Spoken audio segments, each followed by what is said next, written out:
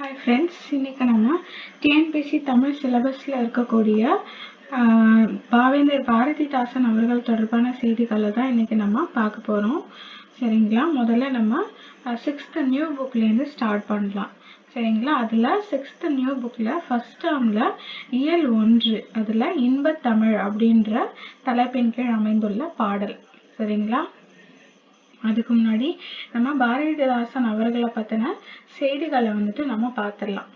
இப்போ பாரதிதாசனுடைய இயற்பெயர் சுப்புரத்தினம். சரிங்களா?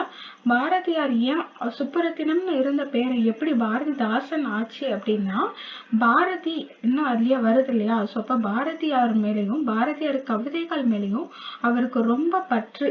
சரிங்களா? அதனால தன்னுடைய பெயரை பாரதிதாசன் அப்படின்னு சொல்லிட்டு மாத்திக்கிட்டாரு. தாசன் அப்படின்னா அன்பின் அடிமை அப்படின்ற மாதிரி வரும் அது. ஸோ அதனால பாரதியின் மீது கொண்ட பற்றின் காரணமா, கவிதைகள் மீது கொண்ட பற்றின் காரணமா தன்னுடைய பேரை பாரதிதாசன் அப்படின்னு மாத்திக்கிறாரு.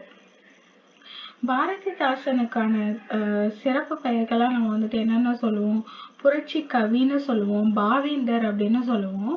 அப்போ புரட்சி கவி அப்படின்னு சொல்லிட்டு அவருக்கு அந்த பட்டம் எப்படி வருது அப்படின்னா, அவருடைய எழுத்துக்கள்ல எப்படி இருக்குமா, கருத்துக்கள் எப்படி இருக்குமா, பெண் கல்வி, கைம்பெண் மறுமணம், பொது உடைமை, பகுத்தறிவு.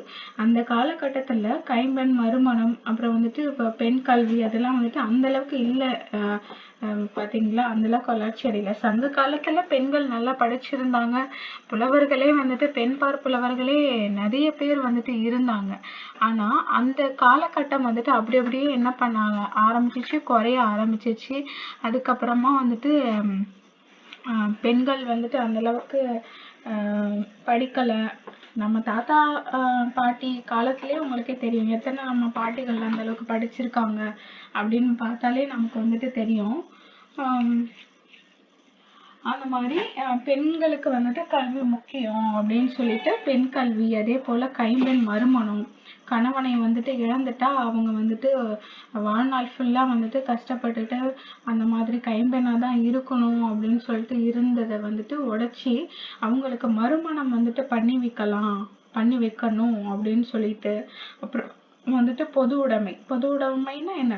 ஏற்றத்தாழ்வு இல்லாம, ஏழை பணக்காரன் இல்லாம எல்லாருமே பொதுவா இருக்கணும், எல்லாமே பொது உடைமையா இருக்கணும் அப்படின்னு சொல்லிட்டு அது. அப்புறம் பகுத்தறிவு, எந்த ஒரு விஷயத்தையுமே நம்மளோட அறிவால நம்ம அதை சரியா தப்பான்னு கண்டுபிடிச்சி அதன்படி நம்ம செயல்படணும். அந்த மாதிரியான புரட்சிகரமான கருத்துக்கள் எல்லாம் ஒரு பாடுபொருளா வச்சு பாடியிருப்பாரு. இந்த இதை பார்க்கும் போதே தெரியும் உங்களுக்கு இந்த கருத்துக்கள் வேற எங்க உங்களுக்கு ரிலேட் ஆகும்னா பெரியாரோட ரிலேட் ஆகும். அப்போ அந்த பெரியாருடைய கருத்துக்களையும் பாடல்களா பாடினவர் யாரு அப்படின்னு சொல்லி பாத்தீங்கன்னா அது புரட்சி கவி பாரதிதாசன் அவர்கள் தான். ஸோ இதனாலதான் அவங்கள புரட்சி கவி அப்படின்னு சொல்லிட்டு அண்ணா அவர்கள் பட்டம் கொடுத்திருக்காங்க. அடுத்து பாவேந்தர் அப்படின்னு சொல்லிட்டு யாரு பட்டம் கொடுத்திருக்காங்கன்னா பெரியார். சரிங்களா? இந்த பாடல் பாத்தீங்கன்னா பாரதிதாசன் கவிதைகள் அப்படின்ற நூலில் தமிழ் அப்படின்ற தலைப்பின் கீழே இடம்பெற்றிருக்கு. சரிங்களா? பாரதிதாசன் கவிதைகள் தமிழ். இப்போ கேட்பாங்க, இந்த வரிகளை கொடுத்துட்டு இது எந்த நூலிலிருந்து இடம்பெற்றுள்ளது, இல்லை எந்த தலைப்பின் கீழ் இடம்பெற்றுள்ளது அந்த மாதிரி கேட்டாங்க அப்படின்னா உங்களுக்கு தெரியணும். சரிங்களா? இன்பத்தமிழ் தமிழ் அப்படின்ற தலைப்பின் கீழ் இடம்பெற்றிருக்கு. இந்த பாடலும் பார்த்தீங்கன்னா தமிழ் தமிழ் தமிழ் தமிழ்னுட்டு தான் எல்லாமே ஆரம்பிச்சிருக்கும். ஸோ அப்போ தமிழ் என்ற தலைப்பு, பாரதிதாசன் கவிதைகள். இப்போ இந்த பாடலை பார்த்துடலாம். இன்பத்தமிழ். நமது தாய்மொழியாகிய தமிழை தமிழ் இலக்கியங்கள் போற்றுகின்றன. தமிழ் வணக்கம் தற்கால இலக்கிய மரபாக ஆகிவிட்டது. பாரதிதாசன் தமிழை பலவாறாக போற்றுகிறார். கண்ணே மணியே என்று குழந்தையை கொஞ்சுவதும் உண்டு. அதுபோல அவர் நம் செந்தமிழுக்கு பெயர்கள் பல சூட்டி மகிழ்வதை காண்போம் அப்படின்னு சொல்லியிருக்காங்க. சரிங்களா? தமிழ் வணக்கம் அப்படின்றது என்னன்னு பாத்தீங்கன்னா தற்கால மரபு. ஏன்னா அந்த காலத்து பாடல்கள்ல, சங்க இலக்கிய பாடல்கள், திருக்குறள் இதெல்லாம் பாத்தீங்கன்னா கடவுள் வாழ்த்து இருக்குமே தவிர மொழி வாழ்த்துன்னு ஒண்ணு இருக்காது. சரிங்களா? ஏன்னா அப்போ மொழியை போற்றி பாடணும்னு உங்களுக்கு அவசியமும் ஏற்படலை. ஏன்னா எல்லா இடத்திலும் எங்கும் நிறைந்திருந்தது தமிழ். அந்த தமிழுக்கு எந்த ஒரு என்ன சொல்றது ஒரு அந்த வார்த்தை கரெக்டாக வர மாட்டேங்குது, ஒரு இடையூறு ஏற்படுற மாதிரியான எந்த ஒரு சூழ்நிலையும் அவங்களுக்கு அமையல. அதனால சாதாரணமா எல்லா இடத்துலயும் நிறைந்திருந்த அந்த தமிழை வந்துட்டு அதை தனியா போற்றணும்னு அவங்களுக்கு ஒரு சூழ்நிலை ஏற்படலை. ஆனா இப்ப வந்துட்டு அப்படி இல்லை இல்லையா? இப்ப வந்துட்டு தமிழ் மொழி தொடர்பான நிறைய பிரச்சனைகள் வருவது வந்துட்டு நமக்கே தெரியும். ஸோ அப்படி இருக்கும்போது தமிழ் வணக்கம் அப்படின்றது தற்கால இலக்கிய மரபாவே ஆயிடுச்சு அப்படின்னு சொல்றாங்க. இப்போ பாரதிதாசன் அவர்கள் வந்துட்டு எப்படி தமிழை வந்துட்டு பெயர் வைத்து போற்றி இருக்காங்க அப்படின்னு பார்ப்போம். இந்த பாடல் வந்துட்டு பழைய திரைப்பட பாடல் ஒன்று வரும். அதுல வந்துட்டு சுசீலா அம்மா பாடியிருப்பாங்க, கே.ஆர். விஜயன் நடிச்சிருப்பாங்க. தமிழுக்கும் அமுதென்று பேர், அந்த தமிழ் இன்ப தமிழெங்கள் உயிருக்கு நேர், உயிருக்கு நேர்.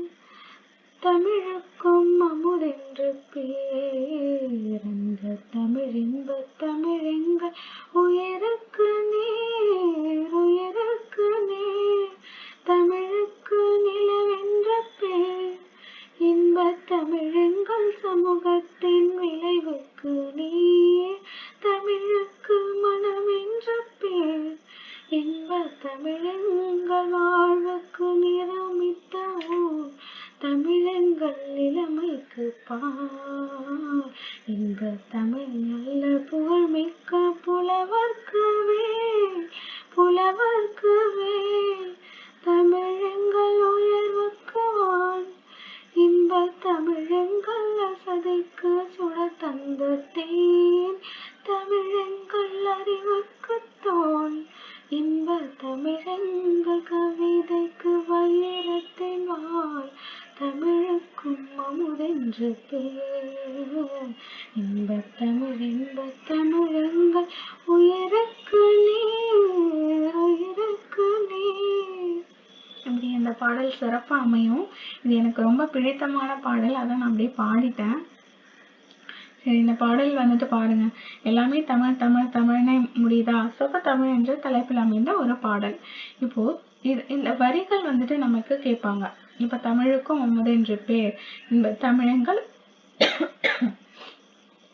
கோடிட்ட இடம் கொடுத்து அதுக்கு டேஷ் கொடுத்து நேர் அப்படின்னு கேட்பாங்க. அப்ப அந்த இடத்துல என்ன உயிருக்கா விளைவுக்கா நிருமை அந்த மாதிரி சொல்லிட்டு நமக்கு வரும். அப்ப நமக்கு தெரியணும், சரிங்களா? அதனால ஒரு ஷார்ட்கட் மாதிரி வச்சுக்கோங்க. இப்ப தமிழுக்கும் அமுதென்று பேர், அந்த தமிழின்ப தமிழெங்கள் உயிருக்கு நேர். இப்ப அமுது அப்படின்னு சொன்னா என்ன அர்த்தம்? சாகாவரம் பெற அமுதத்தை வந்து குடிச்சாங்க அப்படின்னு சொல்லிட்டு நம்ம கதைகள்லாம் வந்துட்டு கேட்டிருப்போம். அப்ப அமுதன் வந்தா அந்த இடத்துல உயிர் அப்படின்னு சொல்லிட்டு வரணும். அடுத்து தமிழுக்கு நிலவென்று பேர், இன்ப தமிழெங்கள் சமூகத்தின் விளைவுக்கு நீர். நிலவு அப்படின்னு வந்துச்சு அப்படின்னாலே அது வந்துட்டு நீர், நிலால வந்துட்டு நீர் இருக்கா அப்படின்னு சொல்லிட்டு போய் பாக்குறதுக்காக நமக்கு சந்திராயன் அது இதெல்லாம் வந்துட்டு அனுப்பிட்டு இருக்காங்க இல்லையா?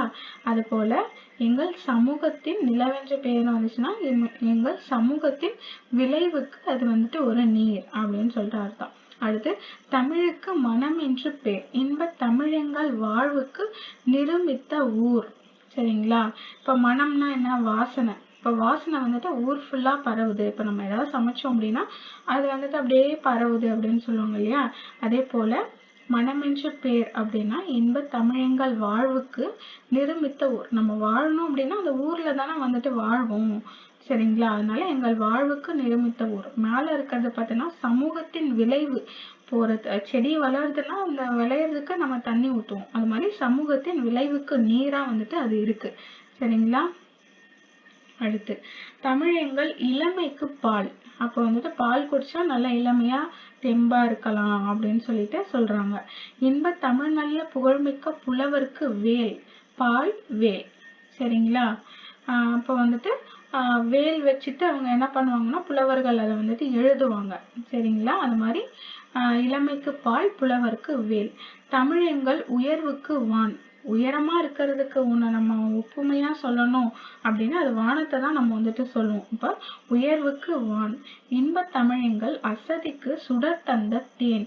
இப்ப நீங்க வந்துட்டு ரொம்ப அசதியா இருக்கீங்க அப்படின்னா அப்ப தேன் குடிச்சா அந்த அசதி வந்துட்டு போயிடும், சரிங்களா? அந்த மாதிரி அசதிக்கு சுடர் தந்த தேன் அப்படின்னு வச்சுக்கோங்க. அடுத்து தமிழ் அறிவுக்கு தோல்.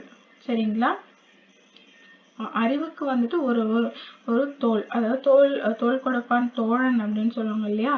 அந்த மாதிரி நம்ம அறிவுக்கு வந்துட்டு ஒரு தோழன் மாதிரி எது இருக்கு? தமிழ். அந்த மாதிரி இன்ப தமிழ் எங்கள் கவிதைக்கு வைரத்தின் வாள். ஒரு வாள் அப்படின்றது எவ்வளோ ஒரு வலிமையானது, கடினமானது. வெட்டுனா 2 துண்டா போயிடும் எந்த ஒரு பொருளையும். அந்த மாதிரி அதுவே வந்துட்டு மிகவும் கடினமான ஒரு பொருள் அப்படின்னு சொன்னாங்கன்னா அது வைரத்தை தான் சொல்லுவாங்க. இதுவே வைரத்தை வச்சுதான் நிறைய கடினமான உலோகங்கள் எல்லாம் வந்துட்டு வெட்டுவதற்கு பயன்படுத்தப்படுது அப்படின்னு கூட நம்ம படிச்சிருப்போம் சயின்ஸ்ல. அப்படிப்பட்ட வைரத்திலேயே ஒரு வாள் செஞ்சிருந்தா அது எப்படி இருக்கும்?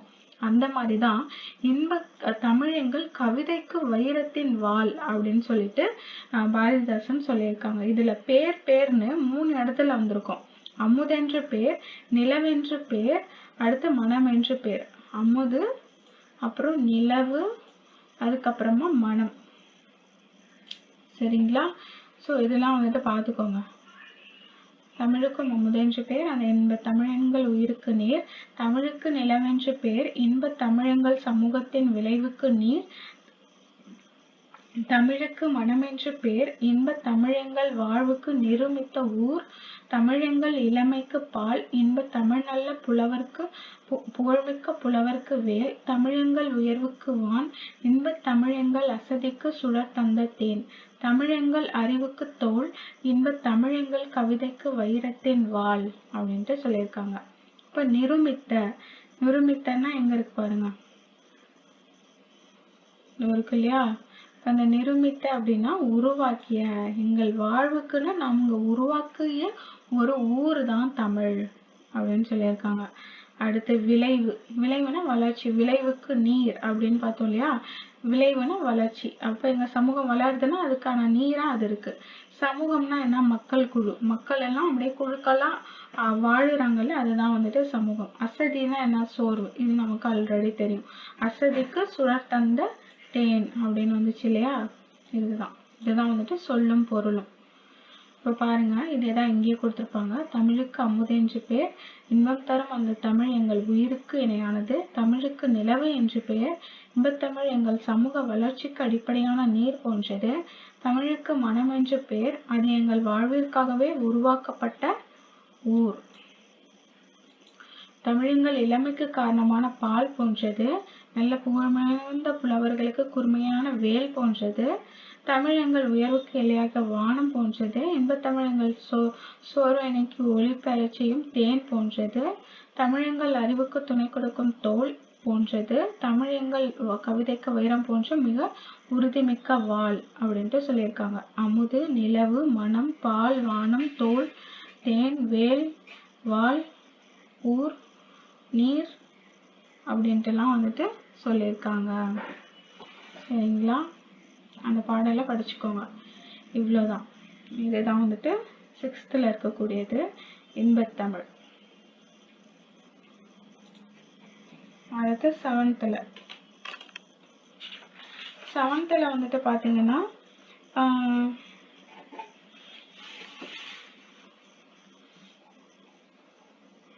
7th வந்துட்டு இன்பத்தமிழ் கல்வி. இயல் 5ல் இன்பத்தமிழ் கல்வி அப்படின்னு சொல்லிட்டு முதல்ல இருந்தது இன்பத்தமிழ். இது வந்துட்டு இன்பத்தமிழ் கல்வி. சரிங்களா? அதுக்கு முன்னாடி இங்க பாரதிதாசன் அவர்களை பத்தி என்ன சொல்லியிருக்காங்க அப்படின்னு பார்த்துடலாம். கவிஞர், இதழாளர், தமிழாசிரியர் என பன்முக ஆற்றல் கொண்டவர் பாரதிதாசன். கவிஞர், அது ஆல்ரெடி தெரியும். சரிங்களா? இதழாளர் அப்படின்னு சொல்லியிருக்காங்க. இதழ் வந்துட்டு என்ன இதழ் நடத்திருப்பாங்கன்னா குயில் அப்படின்ற இதழ் வந்துட்டு நடத்திருப்பாங்க. ஸோ அதனால இதழாளர். தமிழாசிரியர், நிறைய மாணவர்கள் இவங்க கிட்ட தமிழ் கற்றுட்டு இருந்திருப்பாங்க. பட்டுக்கோட்டை கல்யாண சுந்தரம், இந்த மாதிரி பாரதிதாசன் பரம்பரைன்னே ஒரு பரம்பரை இவரோட காலகட்டத்துல வந்துட்டு உருவாகி இருக்கும். சரிங்களா?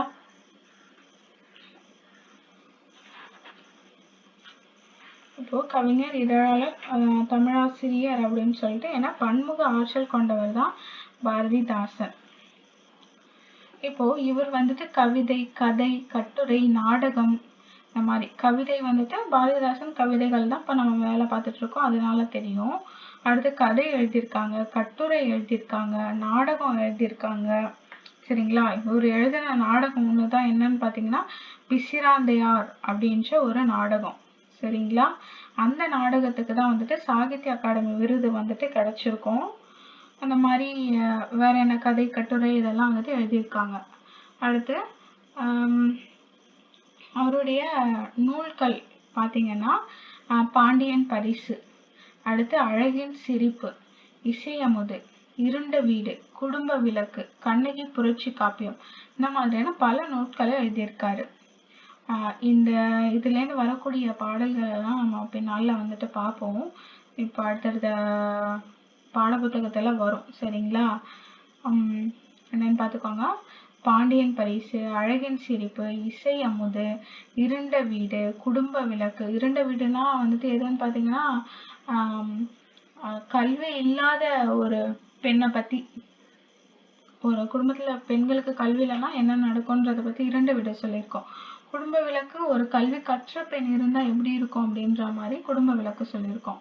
சரிங்களா? அழகின் சிரிப்புலாம் வந்துட்டு இயற்கையை பத்தி சொல்லியிருக்கோம். பாண்டியன் பரிசு ஒரு மன்னன், ஒரு மன்னனுடைய கதை அப்படின்ற மாதிரி வரும். அவனுடைய மகளோட கதை அப்படின்ற மாதிரி வரும். ஸோ இதுதான் பிசிராந்தையார் என்ற நாடக நூலுக்கு சாகித்ய அகாடமி வந்துட்டு கிடைச்சிருக்கும். இந்த கவிதைகள் வந்துட்டு பார்த்தீங்கன்னா தமிழ் பேரு, இன்பத்தமிழ் வந்துட்டு தமிழ் என்ற தலைப்பு. இதே வந்துட்டு தமிழ் கல்வி, தமிழ் கல்வி அப்படின்றது நமக்கு கிடைத்த ஒரு பேரு அப்படின்னு சொல்லல, தமிழ் பேரு. அதுல கிடைச்ச நமக்கு வந்துட்டு ஒரு ஸ்பெஷல் போனஸ் அந்த மாதிரி. ஸோ அதுலேயே நமக்கு வரும் பாருங்க தமிழ் பேர், அது கிடைச்சதுனால நம்ம அவ்வளோ அதிர்ஷ்டசாலி அந்த மாதிரி. தமிழ் பேரு அப்படின்ற தலைப்புல இங்க பாடமா வந்துட்டு வச்சிருக்காங்க. சரிங்களா? அதுதான் இப்ப நம்ம பார்க்க போறோம். இன்பத்தமிழ் கல்வி. பாரதிதாசன் கவிதை எழுதுவதற்காக தாளையும் எழுதுகோலையும் எடுத்தார். எதை பற்றி எழுதுவது என சிந்தித்தார். வானம், ஓடை, காடு, தென்றல், மயில் போன்ற இயற்கை பொருட்கள் எல்லாம் அவர் கருத்தை கவர்ந்தன. எனினும் புரட்சி கவிஞராகிய பாவேந்தர் தமிழரின் இன்னல் தீர்க்கும் வழி ஒன்றை கவிதையாக படைத்தார். அதை நாமும் படித்து சுவைப்போம். ஆக்சுவலா வந்துட்டு எழுதணும்னு நினைச்சு தாளை எடுத்தாராம். எது எழுதுறதுன்னு தெரியல. வானம், ஓடை, காடு, தென்றல், மயில் இந்த மாதிரி சரி இதெல்லாம் வந்துட்டு அவருடைய கருத்தை வந்துட்டு கவருது. வானம் இருக்கு, ஓடை இருக்கு, காடு இருக்கு, காட்டுல தென்றல் இருக்கு, அது மாதிரி மயில் இருக்கு. சரிங்களா? அப்போ வந்துட்டு சரி நம்ம வந்துட்டு அவர் ஆக்சுவலா வந்துட்டு புரட்சி கவிஞர். வெறுமனே இயற்கையை மட்டும் பாடாம அதுல தமிழருடைய இன்னலை தீர்க்கக்கூடிய ஒரு வழியையும் நம்ம எழுதுவோம் அப்படின்னு சொல்லிட்டு ஒரு கவிதையா வந்துட்டு படைக்கிறாரு. சரிங்களா?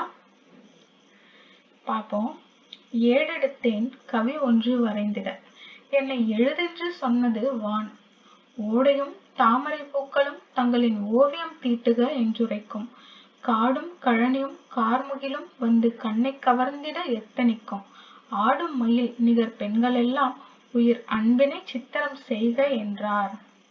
பாருங்க, நான் வந்துட்டு ஒரு ஏடு எடுத்தேன் கவிதை ஒண்ணு வரைக. அப்ப வந்துட்டு அவரை எது வந்துட்டு எழுத சொன்னச்சான்? வான், வானம், ஓடை, அதுல இருக்கக்கூடிய தாமரை பூக்கள்.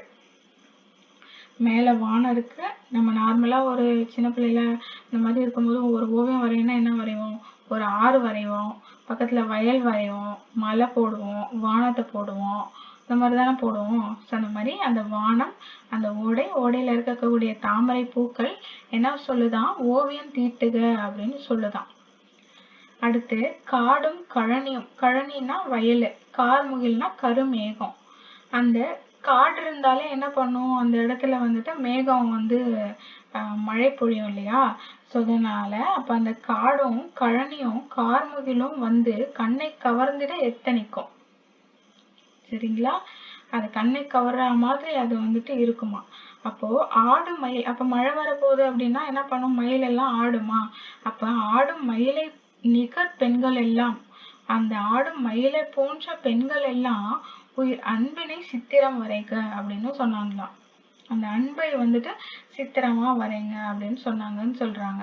இதுல யார் யார் என்ன சொன்னாங்கன்னு கேட்டா நல்லா தெரிஞ்சுக்கோங்க. இல்ல ஓவியம் தீட்டுகன்னு சொன்னது வானம், ஓடை, தாமரை பூக்கள். அடுத்து வந்துட்டு கண்ணை கவர்ந்தது எது அப்படின்னு பாத்தீங்கன்னா காடு, கழனியும், கார்முகிலும். அடுத்து பெண்களை எதுக்கு ஒப்பா சொல்றாருன்னா ஆடும் மயிலுக்கு ஒப்பா சொல்றாரு. அவங்க வந்துட்டு என்ன சொல்றாங்கன்னா அன்பினை சித்திரம் செய்க அப்படின்னு சொல்றாங்க. அடுத்து இதெல்லாம் பார்த்துக்கோங்க. ஓடை, வான், தாமரை பூக்கள், காடும், கழனி, கார்முகில், மயில், அன்னம். அடுத்து சோலை குளிர்தரு தென்றல் வரும், பசும் தோகை மயில் வரும், அன்னம் வரும், மாலை பொழுதினில் மேற்றிசையில் விழும் மாணிக்க பருதி காட்சி தரும். சரிங்களா? அந்த சோலையில வந்துட்டு எப்படி இருக்குமா, அந்த தென்றல் அப்படியே இதமா வருமா, குளிர்தரு தென்றல். சரிங்களா? அடுத்து வரும் பசும் தோகை மயில் வரும், பச்சை நிறம் கொண்ட அந்த தோகையுடைய அந்த மயில் வந்துட்டு வருமா. அடுத்து அன்னம் வரும். அடுத்து மாலை பொழுதுல என்ன பண்ணும், மேற்கு திசையில மாணிக்க பருதி, அதாவது மாணிக்கம் போன்ற அந்த ஒரு சூரியன் என்ன பண்ணுவோமா, அது வந்துட்டு மாணிக்கம் போல வந்துட்டு காட்சி தரும் மேற்கு திசையில. அதுதான் வந்துட்டு அழகா சொல்லியிருக்காரு இயற்கை. சோலை தரு குன்றல், சோலை குளிர் தரு தென்றல் வரும், பசும் தோகை மயில் வரும், அன்னம் வரும், மாலை பொழுதினில் மேற்றிசையில் விழும் மாணிக்க பருதி காட்சி தரும். வேலை சுமந்திடும் வீரரின் தோல் உயர் வெற்பென்று சொல்லி வரைக என்னும் கோலங்கள் யாவும் மலைமலையாய் வந்து கூவின என்னை. என்ன சொல்றாங்கன்னா வேல், அதாவது அந்த வேலை வந்துட்டு சுமந்துட்டு வரக்கூடிய அந்த வீரரோட தோல் இருக்குல்ல, அது வந்துட்டு எப்படி இருக்குமா, வெறுப்புன்னா வந்துட்டு மலை, அவங்களுடைய தோள்கள் எல்லாம் மலை மாதிரி இருக்கும் அப்படின்னு சொல்லிட்டு அதை வரைக அப்படின்னுட்டு கோலங்கள் யாவும் மலைமலையாய் வந்து கூவின என்னை அப்படின்னு சொல்றாரு. வீரரோட தோலை வந்துட்டு மலை மாதிரி சொல்லி வரைங்க அப்படின்னு சொல்லியிருக்காங்க. இவற்றிடையே இன்னலிலே தமிழ் நாட்டினிலே என் தமிழ் மக்கள் துயின்றிருந்தார். அன்னதோர் காட்சி இரக்கம் உண்டாக்கி என் ஆவியில் வந்து கலந்ததுவே. இன்பத் தமிழ் கல்வி யாவரும் கற்றவர் என்றுரைக்கும் நிலை எய்திவிட்டால் துன்பங்கள் நீங்கும், சுகம் வரும், நெஞ்சினில் தூய்மை உண்டாகிடும், வீரம் வரும். சரிங்களா? இப்போ இந்த மாதிரி எல்லாம் நடந்துட்டு இருக்கு. இயற்கையை பார்த்து என்னோட கருத்துக்களை வந்துட்டு கவருது. அப்ப நான் வந்துட்டு நினைக்கிறேன், இவற்றிடையே இன்னலிலே தமிழ் நாட்டினிலே என் தமிழ் மக்கள் துயின்றிருந்தார்னா வந்துட்டு தூங்கிட்டு இருந்தாங்க அப்படின்னு அர்த்தம். அதை உறங்கி இருந்தார்னு சொல்றாங்க பாருங்க. அப்ப வந்துட்டு ஒரு காட்சி வருது எனக்கு. அது வந்துட்டு என்னோட ஆவினா உயிர், அதுல வந்துட்டு கலந்து என்ன சொல்லுதுன்னா, இந்த இன்ப தமிழ் கல்வி எல்லாருமே கற்றுட்டாங்க அப்படின்னா, தமிழ்நாட்டுல இருக்க எல்லாருமே கற்றவர் அப்படின்ற ஒரு நிலையை எழுதிட்டா நம்ம கிட்ட இருக்க துன்பங்கள்லாம் நீங்கி நமக்கு சுகம் வரும், நெஞ்சிலையும் தூய்மை உண்டாகிடும், வீரம் வரும் அப்படின்னு சொல்லிட்டு பாரதிதாசன் அவர்கள் சொல்றாங்க. சரிங்களா? ஒரு தடவை இந்த கவிதையை படிச்சிடலாம். இப்ப வந்துட்டு பாத்தீங்கன்னா இயற்கை, அப்போ இயற்கை கவிஞர் அப்படின்ற ஒரு பேரு வந்துட்டு பாரதிதாசன் அவர்களுக்கு இருக்கு. சரிங்களா? அதனால பாத்துக்கோங்க, இயற்கையை பத்தி அவரு அழகா எழுதியிருக்காரு. இந்த வரிகள்லாம் கொடுத்துட்டு யார் எழுதுனான்னு கேட்டா அதை நம்ம கரெக்டா சொல்லணும். ஏழெடுத்தேன் கவி ஒன்று வரைந்திட என்னை எழுதென்று சொன்னது வான், பாரதிதாசன். ஓடையும் தாமரை பூக்களும் தங்களின் ஓவியம் தீட்டுக என்றுரைக்கும், காடும் கழனியும் கார்முகிலும் வந்து கண்ணை கவர்ந்திட எத்தனைக்கும், ஆடும் மயில் நிகர் பெண்களெல்லாம் உயர் அன்பினை சித்திரம் செய்க என்றார். சரிங்களா? இதெல்லாம் வந்துட்டு பாரதிதாசனை ஞாபகம் வச்சுக்கோங்க. சோலை குளிர் தரு தென்றல் வரும், பசும் தோகை மயில் வரும், அன்னம் வரும், மாலை பொழுதினில் மேற்றிசையில் விழும் மாணிக்க பருதி காட்சி தரும், வேலை சுமந்திடும் வீரரின் தோல் உயர் வெற்பென்று சொல்லி வரைக என்னும் கோலங்கள் யாவும் மலைமலையாய் வந்து கூவின என்னை. இவற்றிடையே இன்னலிலே தமிழ் நாட்டினிலே உள்ள என் தமிழ் மக்கள் துயின்றிருந்தார். அன்னதோர் காட்சி இரக்கம் உண்டாக்கி என் ஆவியில் வந்து கலந்ததுவே. இன்பத் தமிழ் கல்வி யாவரும் கற்றவர் என்றுரைக்கும் நிலை எய்திவிட்டால் துன்பங்கள் நீங்கும், சுகம் வரும், நெஞ்சினில் தூய்மை உண்டாகிடும், வீரம் வரும். நம்மளுடைய பாடலோட தலைப்பு என்ன? இன்பத் தமிழ் கல்வி. அப்போ இன்பத்தமிழ் கல்வின்னு சொல்லிட்டு என்ன வெறும் இயற்கையை பத்தியவே சொல்லிட்டு இருக்காங்க அப்படின்னு நினைப்பாங்க இல்லையா? ஸோ அதுக்குதான் இந்த இடத்துல வந்துட்டு என்ன சொல்லியிருக்காரு, இந்த மாதிரி இயற்கை இப்படிலாம் இருக்கு, இதுக்கிடையில என்னோட மக்கள் இப்படி இருக்காங்க, அவங்க இன்பத்தமிழ் கல்வி வந்துட்டு பெற்றுட்டாங்க அப்படின்னா அவங்களுக்கு என்ன வந்துட்டு கிடைக்குமா? துன்பங்கள் நீங்கிரும், சுகம் வரும், நெஞ்சினில் தூய்மை உண்டாகிடும், வீரம் வரும் அப்படின்னு சொல்லிட்டு கவிஞர் பாரதிதாசன் இன்பத்தமிழ் கல்வி அப்படின்ற தலைப்புல இதை வந்துட்டு சொல்லியிருக்காங்க. சரிங்களா? இதை நல்லா மனசுல ஞாபகம் வச்சுக்கோங்க. ஒரு பாயிண்ட்டை நம்ம பார்க்கும் போதே, பாடல் வரிகள் பார்க்கும் போதே அதுல இருக்கிற பொருளை வச்சே அது யார் சொன்னதுன்ற மாதிரி நம்ம அதை வந்துட்டு ஆன்சர் வந்துட்டு போட்டுறணும். அதுக்கேற்ற மாதிரி தான் நம்ம வந்துட்டு படிக்கணும். சரிங்களா? இன்பத்தமிழ் கல்வியை பத்தி சொல்லியிருக்காங்க. அவங்க வந்துட்டு தூங்கிட்டு இருக்காங்களாம், அதுவும் என் கண்ணுல வந்துட்டு படுது. அப்ப வந்துட்டு நான் இந்த மாதிரி நினைக்கிறேன், இன்பத்தமிழ் கல்வி எல்லாரும் கற்கணும் அப்படின்னு சொல்லியிருக்கேன் அப்படின்னு சொல்றாரு. இதுதான் பாரதிதாசன் அவர்கள். சரிங்களா? ஒரு தடவை வேணா பார்த்துக்கோங்க. சித்திரம் செய்க, ஓவியம் தீட்டுக, சித்திரம் செய்க, மலைன்னு சொல்லி வரைக்க, இந்த மாதிரி சொல்லிட்டு எழுதியிருக்காங்க. எத்தனிக்கும், எத்தனிக்கும்னா முயலும். இந்த இடத்துல இருக்கு பாருங்க. காடும் கழனியும் கார்முகிலும் வந்து கண்ணை கவர்ந்திட எத்தனிக்கும். எத்தனிக்கும்னா முயலுமா. பரிதி கதிரவன் ஆல்ரெடி தெரிந்தது. வெற்புனா மலை. அன்னதோர், அப்படி ஒரு அன்னதோர் காட்சி அப்படின்னு சொல்றாரு இல்லையா? என் தமிழ் மக்கள் துயின்றிருந்தார் அன்னதோர் காட்சி, அப்படி ஒரு காட்சி. சரிங்களா? கழனினா வயல் நமக்கு தெரியும், கார்முகில்னா மழை மேகம், நிகர்னா சமம், நிகரானது அப்படின்னு சொல்லுவோம் இல்லையா? சமம். துயின்றிருந்தார்னா உறங்கி இருந்தார். சரிங்களா? வெறுப்புனா மலை. இதுதான் இதுல கொடுத்துருக்காங்க. கவிதை எழுத இடஒன்றி இடத்தேன், என்னை கவிதையாக எழுதுக என்று வானம் கூறியது. நீரோடையும் தாமரை மலர்களும் எங்களை கவி ஓவியமாக தீட்டுக. அதாவது என்னை கவிதையாக எழுதுக என்று வானம் கூறியதாம். எழுதத்தேன் கவி ஒன்று வரைந்திட என்னை எழுதென்று சொன்னது. ஓகே, அப்போ கவி ஒன்று வரைந்திட எது சொல்லுதான்? வானம் சொன்னதான். இதோட இது முடியுது. சொன்னது வான். எழுதத்தேன் கவி ஒன்று வரைந்திட என்னை எழுதென்று சொன்னது வான். அடுத்து ஓடையின் தாமரை பூக்கள்னா தங்களின் ஓவியம் தீட்டுக அப்படின்னு சொல்லுது. சரிங்களா? அப்போ வானம் வந்துட்டு கவிதையாக எழுதுக அப்படின்னு சொல்லுது. நீரோடையும் தாமரை மலர்களும் எங்களை கவி ஓவியமாக தீட்டுக. நீரோடைய தாமரை மலர்களும். சரிங்களா? காடும் வயல்களும் கருநிற மேகங்களும் என் கண்களை கவர்ந்து கவிதையில் இடம்பெற முயன்றன.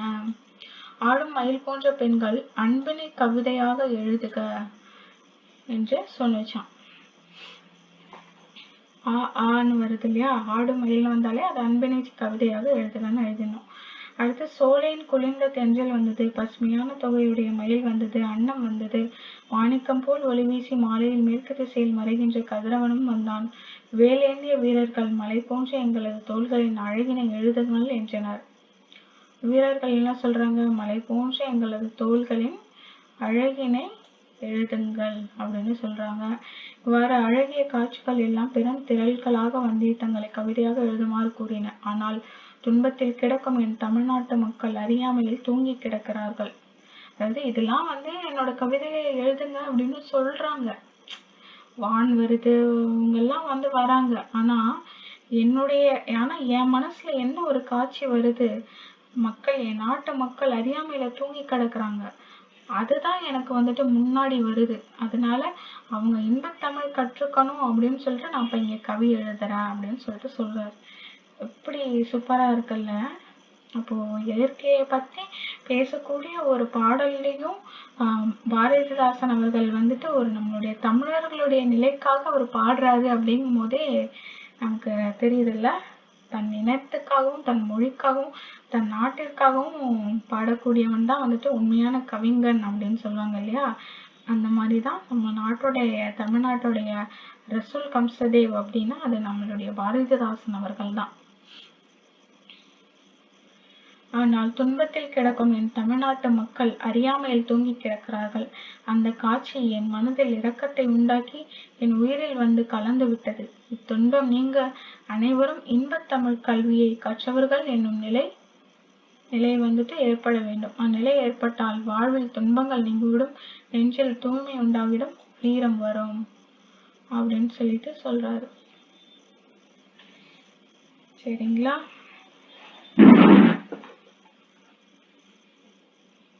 சரி, அடுத்து நம்ம பார்ப்போம்.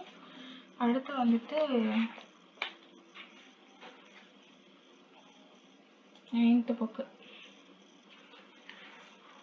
ஏன்னா பாரதிதாசன் பாடல்கள் வந்துட்டு நிறைய இடத்துல வந்துட்டே இருக்கும். அப்புறம் அதெல்லாம் மிஸ் பண்ணிடக்கூடாது. அதுக்காக தான் கொஞ்சம் நான் ஏதாவது மிஸ் பண்ணிடுறோமா அப்படின்ற மாதிரி பார்த்துட்டு வரேன். 7th செகண்ட் டேர்மில் இன்பத்தமிழ் கல்வி அதை பார்த்துட்டோம். அதுக்கடுத்து எங்கே வரும்னு பார்த்தீங்கன்னா 3rd டேர்ம்லலாம் எதுவும் கிடையாது. அதுக்கடுத்து 8th வந்துட்டு இருக்கும்.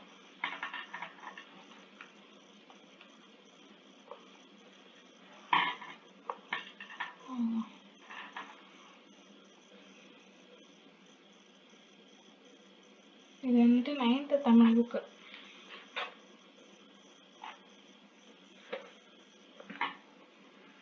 ஒரு நிமிஷம், 8th நான் எடுக்காம விட்டேன், அதை மட்டும் கொஞ்சம் எடுத்துக்கிறேன்.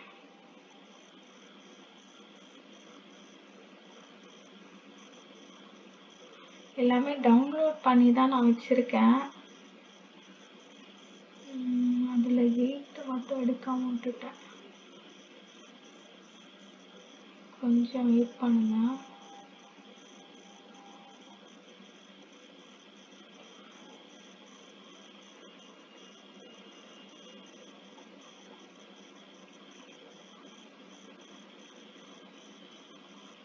சரி, ஓகே, வேணாம், இப்போதைக்கு அது எடுக்க வேணாம். இந்த இடத்துல வந்துட்டு 8th தமிழ். சாரி, கொஞ்சம் டைம் டிலே ஆயிடுச்சு.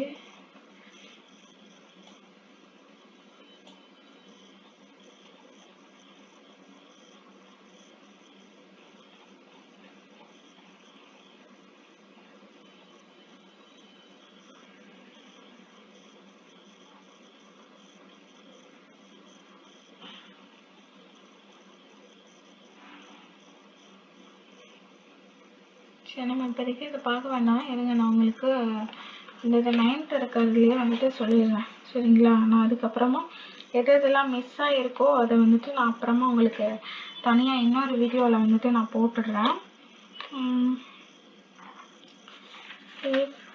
9th வந்துட்டு பார்த்தீங்கன்னா, அதாவது 8th வந்துட்டு என்ன சொல்லியிருப்பாங்கன்னா, அதில் பாடல் வரிகள் எதுவும் இருக்காது. பாரதியார் அவர்களை வந்துட்டு போற்றி சொல்லியிருப்பாரு. யாருன்னா நம்மளுடைய பாரதிதாசன் அவர்கள் வந்துட்டு பாரதியாரை பற்றி என்ன சொன்னாங்க அப்படின்ற மாதிரியான இது வந்துட்டு இருக்கும். அது இருக்கு பாருங்க, அதுதான் என்னன்னா பாருங்க,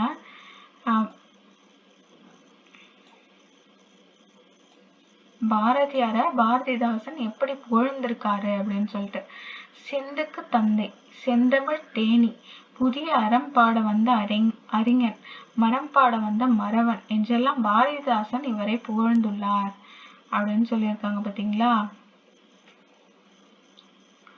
பாரதிதாசன் பாரதியாரை எப்படியெல்லாம் புகழ்ந்திருக்காரு அப்படின்னு சொல்லி பார்த்தீங்கன்னா, சிந்து அப்படின்றது அது ஒரு பாடல் வகை. அந்த சிந்துக்கு தந்தையும், அதே போல செந்தமிழ் தேனி, புதிய அறம் பாட வந்த அறிஞன், மரம் பாட வந்த மறவன் என்றெல்லாம் பாரதிதாசன் இவரை புகழ்ந்துள்ளார். இது பார்த்துக்கோங்க. சரிங்களா? இப்போ வந்துட்டு நம்ம 9th போயிடலாம். 9th வந்துட்டு என்னன்னா,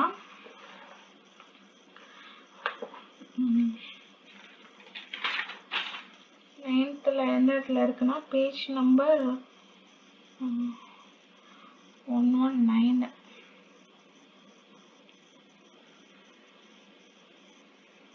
ஃபர்ஸ்ட்லேருந்து வரலாம். நம்ம 119,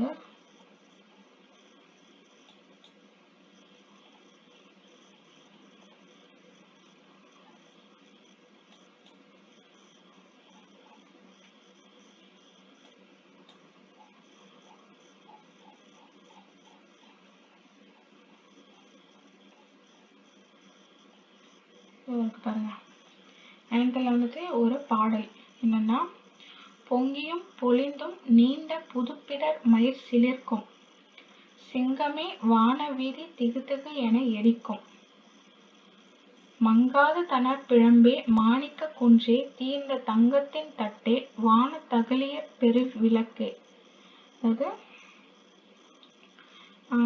இதுல வந்துட்டு எதை பத்தி சொல்றாங்க அப்படின்னா,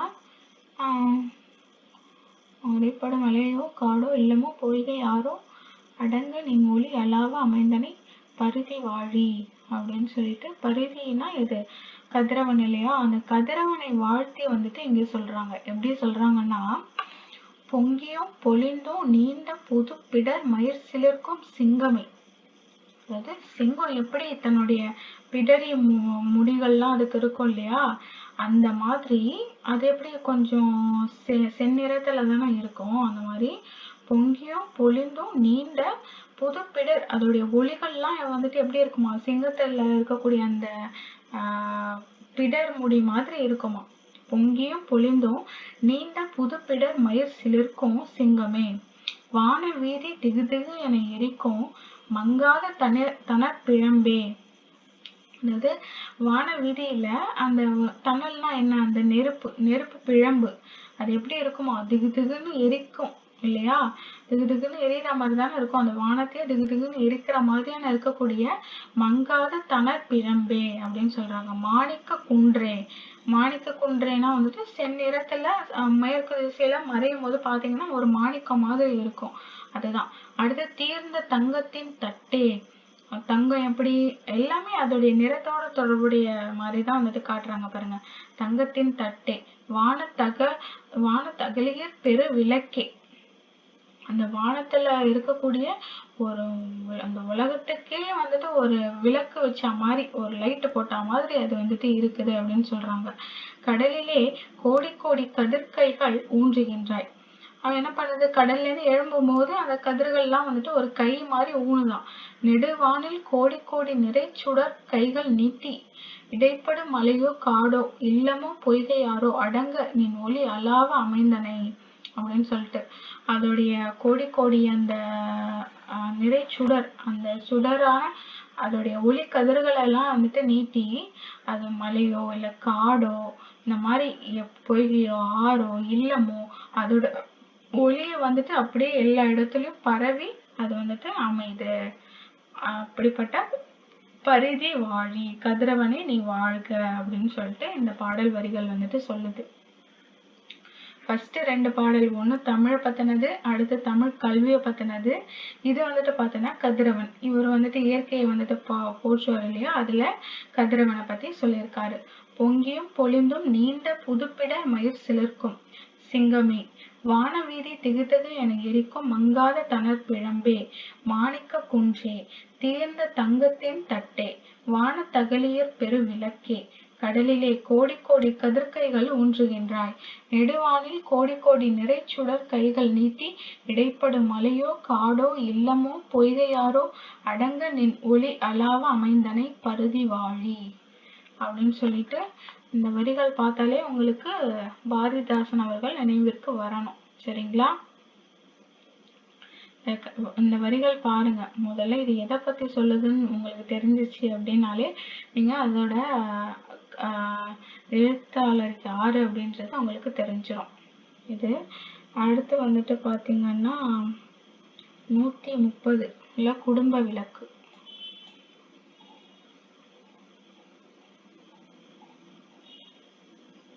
குடும்ப விளக்குன்னு ஒரு நூல் எழுதியிருக்காரு அப்படின்னு சொல்லிட்டு பார்த்தோம் இல்லையா, இப்போ அதை தான் பார்க்க போறோம். இதுல கருத்துக்கள் பாரதிதாசனை பத்தி. இப்போ குடும்ப விளக்கு குடும்ப உறவுகள் அன்பு என்னும் நூலால் பிணைந்துள்ளதை உணர்த்துகிறது. குடும்ப விளக்கு என்ன சொல்லுதான், குடும்ப உறவு அப்படின்னாலே அது வந்துட்டு அன்பு அப்படின்ற ஒரு நூலால தான் வந்துட்டு பிணைஞ்சிருக்கு அப்படின்னு சொல்றாங்க. குடும்பம்னாலே அன்பு தானே, இப்ப அன்புன்ற நூலால பிணைந்திருக்கு. கற்ற பெண்ணின் குடும்பமே பல்கலைக்கழகமாக மிளிரும் என்பதை காட்டுகிறது. அப்போ அந்த குடும்பத்துல அந்த பெண் கற்றிருக்காங்க அப்படின்னா அந்த கற்ற பெண்ணின் குடும்பமே வந்துட்டு ஒரு பல்கலைக்கழகமாக மிளிருமா. குடும்பம் தொடங்கி உலகினை பேணுதல் வரை தன் பணிகளை சிறப்பாக செய்யும் பெண்ணுக்கு கல்வி முதன்மையானதும் இன்றியமையாததும் ஆகும் அப்படின்னு சொல்றாரு. அப்போ வந்துட்டு ஒரு பெண் வந்துட்டு குடும்பம் தொடங்கி உலகினை பேணுதல் வரை தன் பணிகளை சிறப்பாக செய்யக்கூடிய அந்த பெண்ணுக்கு கல்விதான் வந்துட்டு முதன்மையானது, இன்றியமையாதது அப்படின்னு சொல்லியிருக்காரு. இந்நூல் 5 பகுதிகளாக பகுக்கப்பட்டுள்ளது. 2ஆம் பகுதியில விருந்தோம்பல் தலைப்பில் உள்ள தலைவியின் பேச்சில் இடம்பெற்றுள்ள கவிதைகள் பாடப்பகுதியாக உள்ளன. இந்த இது வந்துட்டு ஒரு ப்ரீவியஸ் இயர் கொஷின்ல ஒன்றுத்துல வரும். இது எந்த தலைப்பில் அமைந்தது அப்படின்னு சொல்லி கேட்டிருப்பாங்க. அப்போ வந்துட்டு 2ஆம் பகுதியில விருந்தோம்பல் அப்படின்ற தலைப்புல உள்ள பாடல்கள் தான் இங்க கொடுத்துருக்காங்க. நம்ம ஆல்ரெடி பார்த்தோம் இல்லையா, அவர் வந்துட்டு பெண் கல்வியை பத்தி பேசியிருக்காரு. இந்த இடத்துல பார்த்தோம்ல, பெண் கல்வியை வந்துட்டு பத்தி பேசியிருக்காரு அப்படின்னு சொல்லிட்டு, அப்படி அந்த பெண் கல்விக்காகவே அவர் எழுதினதுதான் குடும்ப விளக்கு. சரிங்களா? அப்போ அந்த கல்வி அப்படின்றது முதன்மையானது, இன்றியமையாதது ஒரு பெண்ணுக்கு. அது இப்ப நமக்கு நல்லாவே தெரியும். அதுல இந்த குடும்ப விளக்கு வந்துட்டு 5 பகுதிகளா வந்துட்டு பிரிச்சிருக்காங்க. அதுல 2ஆவது பகுதியில விருந்தோம்பல் அப்படின்ற தலைப்புல வந்துட்டு, விருந்தோம்பல்னா என்ன, நம்ம வீட்டுக்கு வந்த விருந்தினருக்கு நம்ம வந்துட்டு சிறப்பா அவங்களுக்கு சாப்பாடு போட்டு அவங்கள வந்துட்டு கவனிக்கணும் இல்லையா, அந்த இதுதான் வந்து விருந்தோம்பல் அப்படின்னு சொல்லுவாங்க. அந்த தலைப்புல தான் வந்துட்டு இந்த தலைவியோட பேச்சுல இடம்பெற்றுள்ள கவிதைகள் அப்படின்னு சொல்லியிருக்காங்க. பாரதிதாசனின் இயற்பெயர் வந்துட்டு கனக சுப்புரத்தினம். இவர் பாரதியின் கவிதை மீது கொண்ட ஈர்ப்பினால் பாரதிதாசன் என்று தம் பெயரை மாற்றிக்கொண்டார். பாண்டியன் பரிசு, அழகின் சிரிப்பு, இருண்ட விழுது, குடும்ப விளக்கு, தமிழ் இயக்கம், முன்னாடி பார்த்த நூல்கள்ல இப்ப தமிழ் இயக்கம் புதுசா ஆட் ஆயிருக்கு பாருங்க. தமிழ் இயக்கம் உள்ளிட்ட இவரது படைப்புகள், இவர் இயற்றிய கவிதைகள் அனைத்தும் பாவேந்தர் பாரதிதாசன் கவிதைகள் எனும் பெயரில் தொகுக்கப்பட்டுள்ளன. இவரது பிசிராந்தையார் நாடக நூலுக்கு சாகித்ய அகாடமி விருது வழங்கப்பட்டுள்ளது. ஆல்ரெடி இதெல்லாம் பார்த்துட்டோம். சரிங்களா? இது வரைக்கும் நம்ம பார்த்த 2 கவிதைகளுமே பாரதிதாசன் கவிதைகள்ல ஒண்ணு தமிழ்ன்ற தலைப்பு, இது வந்துட்டு தமிழ் பேரு அப்படின்ற தலைப்பு. இது வந்துட்டு பாத்தீங்கன்னா குடும்ப விளக்கு அப்படின்ற நூலில் உள்ள 2ஆம் பகுதியில உள்ள விருந்தோம்பல். அப்ப வந்துட்டு ஒரு கற்ற பெண்ணின் குடும்பமே பல்கலைக்கழகமாக மிளிரும்னு சொன்னது யாருன்னா பாரதிதாசன் அவர்கள் சொல்லியிருக்காங்க. பெண்ணுக்கு கல்வி வந்துட்டு முதன்மையானது, இன்றியமையாதது அப்படின்னு சொல்லியிருக்காங்க. இது நல்லா பார்த்துக்கோங்க. இப்போ நம்ம இந்த பாடல்களை வந்துட்டு பார்த்துருவோம். அதுக்கு முன்னாடி இந்த இடத்துல என்ன சொல்லியிருக்காங்க பாருங்க. பெண் எனில் பேதை என்ற எண்ணம் இந்த நாட்டில் இருக்கும் வரைக்கும் உருப்படல் என்பது சரிப்படாது அப்படின்னு சொல்லிட்டு பாவேந்தர் பாரதிதாசன் அவர்கள் சொல்றாங்க. பெண்ணுன்னு சொன்னாலே பேதை தான், அவங்களுக்கு ஒண்ணுமே தெரியாது அப்படின்னு நீங்க நினைச்சிட்டு இருந்தீங்கன்னா அந்த நாடு கண்டிப்பா உருப்படாது அப்படின்னு சொல்லிட்டு பாவேந்தர் பாரதிதாசன் சொல்றாங்க. பெண்ணெனில் பேதை என்ற எண்ணம் இந்த நாட்டில் இருக்கும் வரைக்கும் உருப்படல் என்பது சரிப்படாது அப்படின்னு சொல்லிட்டு பாவேந்தர் பாரதிதாசன் சொல்றாங்க.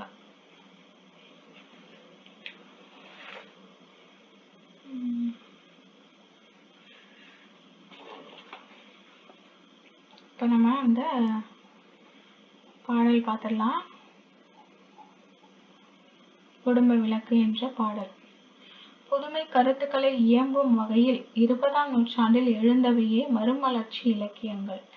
இயற்கையை போற்றுதல், தமிழுணர்ச்சி ஊட்டுதல், பகுத்தறிவு பரப்புதல், பொதுவுடைமை பேசுதல், விடுதலைக்கு தூண்டுதல், பெண் கல்வி பெறுதல் போன்ற பாடப்பொருள்களில் தோன்றிய பல்வேறு இலக்கியங்களில் குறிப்பிடத்தக்க ஒன்று பாவேந்தர் பாரதிதாசனின் குடும்ப விளக்கு.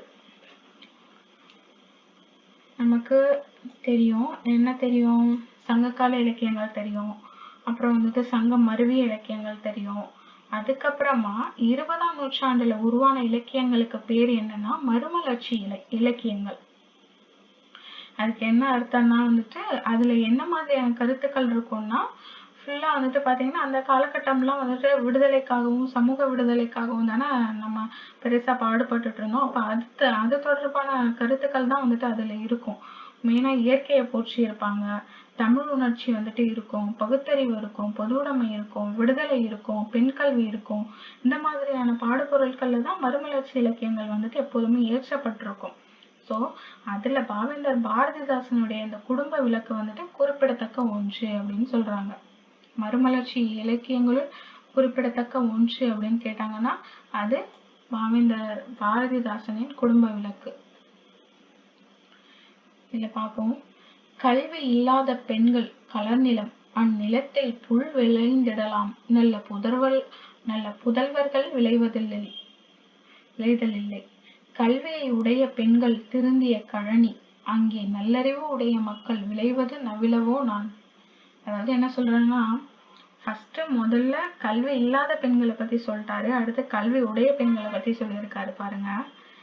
கல்வி இல்லாத பெண்கள் கலர்நிலம், அதாவது பண்படாத நிலம், அதுல வந்துட்டு எந்த ஒரு உழவே பண்ண முடியாது உங்களால, வெறுமனே அதுல புல்லுதான் வளர்ந்து கிடக்குமே தவிர அதுல நல்ல பயிர்கள் வந்துட்டு விளையாது. அத மாதிரிதான் கல்வி இல்லாத பெண்கள் வந்துட்டு கலர்நிலம், அவங்களுக்கு நல்லா படிச்சிருந்தா நல்லா தெரிஞ்சிருந்தா அவங்களோட பிள்ளைங்களுக்கு நல்ல கருத்துக்களை சொல்லி நல்ல புதல்வர்களா அவங்க வந்துட்டு வளர்ப்பாங்க. அவங்களுக்கே வந்துட்டு எதுவும் தெரியல, அவங்க வந்துட்டு மூட பழக்க வழக்கத்திலையும் அந்த மாதிரி அப்படி எல்லாம் இருக்காங்கன்னா அவங்க கண்டிப்பா புதல்வர்களும் அந்த மாதிரிதான் இருப்பாங்க. அப்ப நல்ல புதல்வர்களா அவங்க வளர மாட்டாங்க. அதுதான் அவர் சொல்றாரு. அடுத்து வந்துட்டு பாத்தீங்கன்னா, இதே வந்துட்டு கல்வியை உடைய பெண்கள் அப்படின்றது திருந்திய கழனி, நல்ல உழுது பண்படுத்தப்பட்ட ஒரு நிலம் போல, அங்க வந்துட்டு நல்ல பயிர்கள் வந்துட்டு விளையும் இல்லைங்களா, அந்த மாதிரிதான் அங்க நல்ல அறிவு உடைய மக்களும் வந்துட்டு அவங்க வளருவாங்க. அத பத்தி நான் சொல்றதா அப்படின்ற மாதிரி சொல்றாரு. இதுதான் பாருங்க, பெண் கல்வியை பத்தி சூப்பரா சொல்லியிருக்காரு. கல்வி இல்லாத பெண்கள் கலர்நிலம் அந்நிலத்தில் புல் விளைந்திடலாம், நல்ல புதல்வர்கள் விளைதல் இல்லை. கல்வியை உடைய பெண்கள் திருந்திய கழனி, அங்கே நல்லறிவு உடைய மக்கள் விளைவது நவிலவோ நான் அப்படின்னு சொல்றாரு. கலர்நிலம்னா பண்படாத நிலம், சரிங்களா. அடுத்து நவிலல்னா என்ன சொல்றது, விளையறத பத்தி நான் சொல்லவோ அப்படின்னு சொல்லிட்டு கேட்கிறாரு.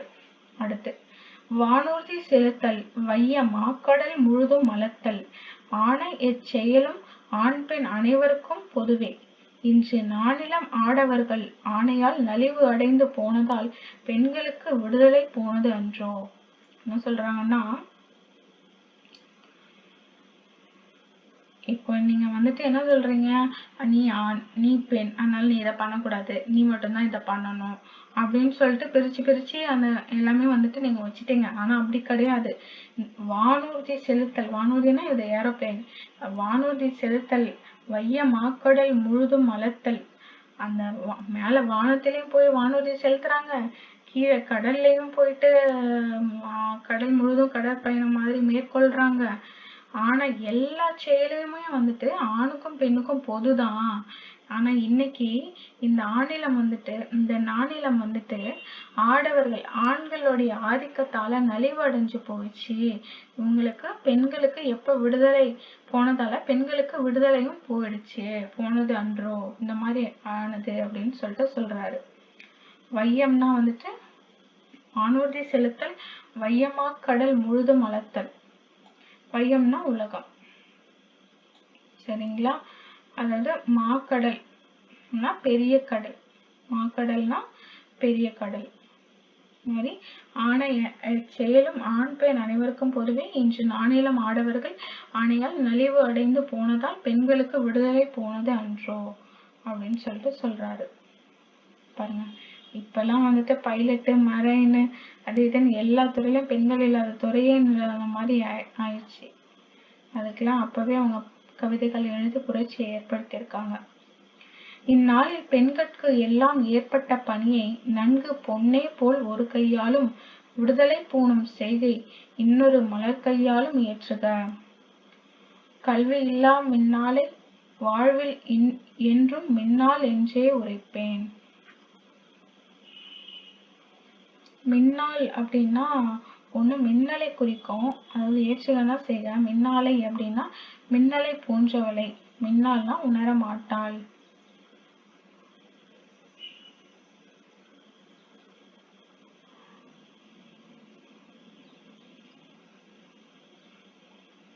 அதாவது இந்நாளில் பெண்களுக்கு எல்லாம் ஏற்பட்ட பணியை நன்கு பொன்னே போல் ஒரு கையாலும் விடுதலை பூணும் செய்கை இன்னொரு மலர் கையாலும் ஏற்றுக. அதாவது பெண்களுக்குன்னு சொல்லிட்டு ஏற்பட்ட அந்த பணி இருக்கு இல்லையா, அதை வந்துட்டு ஒரு கையாலும், அதாவது பெண்களுக்கு ஏற்பட்ட பணி, இப்ப பெண்களுக்கு வந்துட்டு இந்த மாதிரியான பணிகள்லாம் இருக்கு அப்படி இப்படின்னு சொல்லிட்டு அவங்க உயர்ந்து வரணும் அப்படின்னு சொல்லிட்டு அதை வந்துட்டு ஒரு கையாலும், இன்னொரு கை வந்துட்டு விடுதலை போனும் செய்கையை வந்துட்டு விடுதலைக்காக எழுதக்கூடிய அந்த பாடல்களை வந்துட்டு இன்னொரு கையாலையும் வந்துட்டு நீங்க ஏற்றுங்க. இப்போ கல்வி இல்லாத மின்னலை போன்றவளை, அதாவது வாழ்வுல என்னைக்குமே ஒளிர மாட்டாங்க அப்படின்னு சொல்றாங்க. கல்வி இல்லாத ஒரு பெண் வந்துட்டு ஒளிர மாட்டாள், மின்ன மாட்டாள் அப்படின்னு சொல்லிட்டு சொல்லியிருக்காங்க. என்னதான் நீங்க வந்துட்டு எல்லாத்தையும் சிறப்பா இருந்தாலும் கல்வி இல்லைன்னா நீங்க வந்துட்டு ஒளிர மாட்டீங்க அப்படின்னு பெண்களை சொல்றாரு. ஏற்றுக செய்க மின்னாலே மின்னலை போன்றவளை, மின்னால்னா ஒளிர மாட்டாள். சமைப்பதும் வீட்டு வேலை சலிப்பின்றி செய்யலும் பெண்கள் தமக்கே ஆம் என்று கூறல் சரியில்லை. ஆடவர்கள் நமக்கும் அப்பணிகள் ஏற்கும் என்றென்னும் நன்னாள் காண்போம். சமைப்பது தாழ்வா, இன்பம் சமைக்கின்றார் சமையல் செய்வார். அதாவது என்ன சொல்றாங்க அப்படின்னா, சமைக்கிறது வீட்டு வேலை செய்யறதெல்லாம் பெண்களுக்கு தான் சரி அப்படின்னு சொல்லாதீங்க. ஆடவர்களாகிய அவங்களும் அந்த பணி வந்துட்டு ஏற்கக்கூடிய நன்னாளை வந்துட்டு நம்ம காண்போம். சமைக்கிறது ஒன்றும் தாழ்வு கிடையாது, இன்பம் சமைக்கிறவரே தான் வந்துட்டு சமையல் செய்வார் அப்படின்னு சொல்லியிருக்காங்க.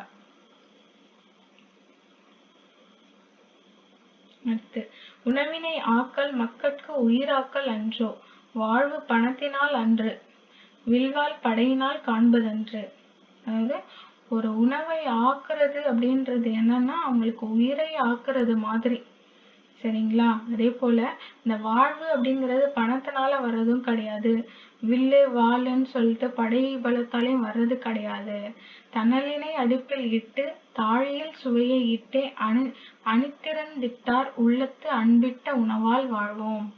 அது என்ன சொல்றாங்க, அடுப்புல நெருப்பு மூட்டி தாழினா அந்த ஒரு சமைக்கக்கூடிய களம், அதுல வந்துட்டு சுவையை நல்லா சுவையா சாப்பாடு செஞ்சு பக்கத்துல இருந்து அணித்து அப்படின்னா அருகில இருந்து நமக்கு உணவு அன்போடு உணவு கொடுத்தோம்னா தான் நம்ம வந்துட்டு அது வந்துட்டு ஒரு நல்ல வாழ்வு, நமக்கு வந்துட்டு ஒரு இன்பமா இருக்கும் அப்படின்னு சொல்லிட்டு சொல்றாரு.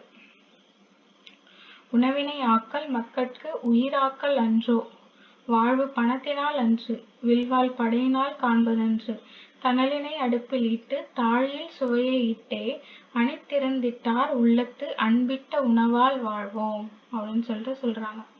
தணல்னா நெருப்பு, தாழினா சமைக்கும் கலன், அணித்தன்னா அருகே. அடுத்து, சமைப்பது பெண்களுக்கு தவிர்க்கவுனா கடமை என்றும் சமைத்திடம் தொழிலோ நல்ல தாய்மார்க்கே தக்கது என்றும் தமிழ் திரு நாடு தன்னில் இருக்குமோ சட்டம் தன்னை இமைப்போதில் நீக்க வேண்டில் பெண் கல்வி வேண்டும் யாண்டும். சமைப்பது இந்த மாதிரியான கருத்துக்கள்லாம் வந்துட்டு இப்ப இருக்கக்கூடிய ஆண்களுக்கு நம்ம வந்துட்டு மெயினா இந்த கருத்துக்களை படிக்கணும். உண்மையா சொல்லணும்னா இந்த மாதிரியான கருத்துக்களை பார்த்து தெரிஞ்சுக்கணும். அவங்க சமைப்பது பெண்களுக்கு தவிர்க்கவுனா கடமை என்றும், சமைக்கிறதுதான் பெண்களோட கடமை, சமைக்கக்கூடிய தொழில் வந்துட்டு பெண்களுக்கு தான் தக்கது அப்படின்னு சொல்லிட்டு தமிழ்நாட்டுல இப்படி ஒரு சட்டமே அவங்க எழுதாத சட்டம் வச்சிருக்காங்க. அதெல்லாம் நீக்கணும் அப்படின்னா பெண் கல்வி தான் வேண்டும் அப்படின்னு சொல்றாங்க. சரிங்களா? சமைப்பது பெண்களுக்கு தவிர்க்கவுனா கடமை என்றும் சமைத்திடும் தொழிலோ நல்ல தாய்மார்க்கே தக்கது என்றும் தமிழ் திரு நாடு தன்னில் இருக்கும் ஒரு சட்டம் தன்னை இமைப்போதில் நீக்க வேண்டிய பெண் கல்வி வேண்டும் யாண்டும். யாண்டும்னா எப்பொழுதும், தவிர்க்கவுனானா தவிர்க்க இயலாத. இவ்வளவுதாங்க இந்த பாடல். சரிங்களா? ஒரு தடவை அப்படியே சும்மா லைட்டா அப்படியே பாத்துருங்க. கல்வி இல்லாததை பத்தி சொல்லியிருக்காங்க, கல்வி பெற்றவங்க எப்படி இருப்பாங்கன்னு சொல்லியிருக்காங்க. அடுத்து ஆணுக்கும் பெண்ணுக்கும் எது சமம் எது சரி அப்படின்னு சொல்லியிருக்காங்க.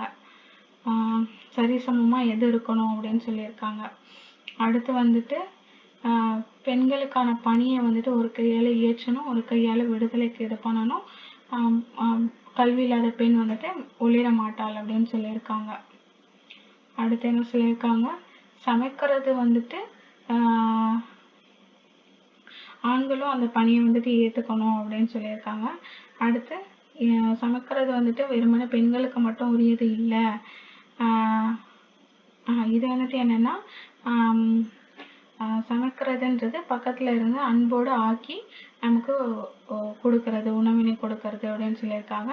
இதில் வந்துட்டு பார்த்தீங்கன்னா சமைக்கிறது வந்துட்டு வெறுமனே பெண்களுக்குன்னு இருக்கக்கூடிய சட்டத்தை வந்துட்டு ஒழிக்கணும், அதுக்கு வந்துட்டு பெண் கல்வி தான் வேணும் அப்படின்னு சொல்லியிருக்காரு. இது ஒரு தடவை வேணா அப்படி பார்த்துடலாம். கல்வியறிவு இல்லாத பெண்கள் பண்படாத நிலத்தை போன்றவர்கள். அந்நிலத்தில் புல் முதலானவை தான் விளையலாம், நல்ல பயிர் விளையாது. அதுபோல கல்வி அறிவில்லாத பெண்கள் வாயிலாக அறிவுடைய மக்கள் உருவாக மாட்டார்கள். கல்வியை கற்ற பெண்கள் பண்பட்ட நன்செய் நிலத்தினை போன்றவர்கள். அவர்கள் மூலம் சிறந்த அறிவுடைய மக்கள் உருவாகின்றனர் என்பதை நான் சொல்லவும் வேண்டுமோ? வானூர்தியை செலுத்துதல், உலகையும் கடலையும் அளத்தல் போன்ற எந்த செயலும் ஆண் பெண் இருபாலருக்கும் பொதுவானவை. இன்று உலகமானது ஆண்களின் கட்டுப்பாட்டில் நலிந்து போனதால் தான் பெண்களுக்கு விடுதலை பறிபோனது.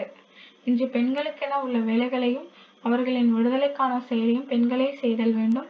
மின்னல் போல் ஒளிரும் இயல்புடையவள் பெண். ஆனால் கல்வியறிவு இல்லாத பெண் தன் வாழ்வில் என்றும் ஒளிரமாட்டாள் என்றே நான் சொல்லுவேன்.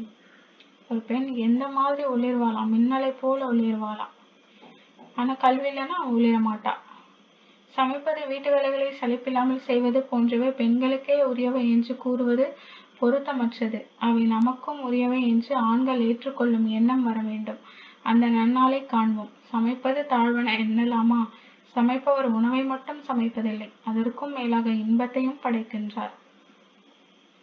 உணவை சமைத்து தருவது என்பது உயிரை உருவாக்குவது போன்றதாகும். வாழ்க்கை என்பது பொருள் செல்வத்தாலோ வீரத்தாலோ அமைவதன்று. என்ன சொல்றாங்கன்னா, வாழ்க்கை அப்படின்றது ஒரு பொருள் செல்வத்தாலையும் வீரத்தாலையும் அமையறது கிடையாது. பொருள், வீரம், அதாங்க சொல்லியிருக்காங்க. அடுப்பில் நெருப்பு மூட்டி சமைக்கும் களத்தில் சுவையை ஈர்த்து அருகில் இருந்த உள்ளத்து அன்போடு உணவு பரிமாறுதலில் தான் வாழ்வு நலம் பெறுகிறது. சமைக்கும் பணி பெண்களுக்கு தவிர்க்க முடியாத கடமை எனவும் அப்பணி நல்ல தாய்மார்களுக்கே உரியது எனவும் தமிழ்த்திற நாட்டில் இருக்கின்ற வழக்கத்தினை கண்ணிமைக்கும் நேரத்தில் நீக்க வேண்டுமாயின் பெண்களுக்கு எப்போதும் கல்வி வேண்டும் அப்படின்னு சொல்லியிருக்காரு. சிறந்த அறிவுடைய கருத்துக்கள், பெண்களுக்கான கருத்துக்கள். இலக்கண குறிப்பு. மாக்கடல். மான்றது உரிச்சொல், அது உரிச்சொற்றொடர். ஆக்கல் அப்படின்றது தொழில் பெயர். பொன்னே போல் ஓம உருபு. மலர்கை ஓமை தொகை, மலரை போன்ற தொகை அப்படின்னு சொல்லுவோம். மலரை போன்ற கை அப்படின்னு சொல்லுவோம் இல்லையா, அதான் ஓமை தொகை. வில் வாள், வில்லும் வாளும் அப்படின்ற உண்மை இங்க மறைஞ்சு வந்திருக்கு இல்லையா, அதனால உண்மை தொகை. தொகைனாலே அந்த ஓம உருபு மறைஞ்சு வர்றது. இல்ல பொன்னே போல்னு வந்திருக்கு இல்லையா, அதனால அது ஓம உருபு. அடுத்து தவிர்க்க ஒணா, தவிர்க்க ஒணாத அப்படின்னு வந்திருக்கணும். லாஸ்டா உள்ள அந்த ஈறு வந்துட்டு இல்லை இல்லையா, அதனால ஈறுக்கட்ட எதிர்மறை பெயரச்சம். அடுத்து பகுபத ஒரு பிளக்கணம். விளைவது. விளை கூட்டல் இவ்வு கூட்டல் ஆ கூட்டல் து. வாவை வந்துட்டு இவ்வு ஆன்னு பிரிச்சிருக்காங்க, தூ லாஸ்ட்ல இருக்கு. விளை பகுதி. இவ்வு வந்துட்டு எதிர்கால இடைநிலை. விளைவது. விளைந்ததுன்னு இல்லைல்ல, விளைந்ததுன்னா இறந்த காலம், விளைகிறது அப்படின்னு இருந்துச்சுன்னா நிகழ்காலம். இது வந்துட்டு விளைவது அப்படின்றதெல்லாம் இருக்கு. ஸோ அதனால இதை வந்துட்டு எதிர்கால இடைநிலை அப்படின்னுட்டு சொல்றாங்க. ஆ வந்துட்டு என்னன்னா சாரியை, தூ வந்துட்டு தொழிற்பெயர் விகுதி.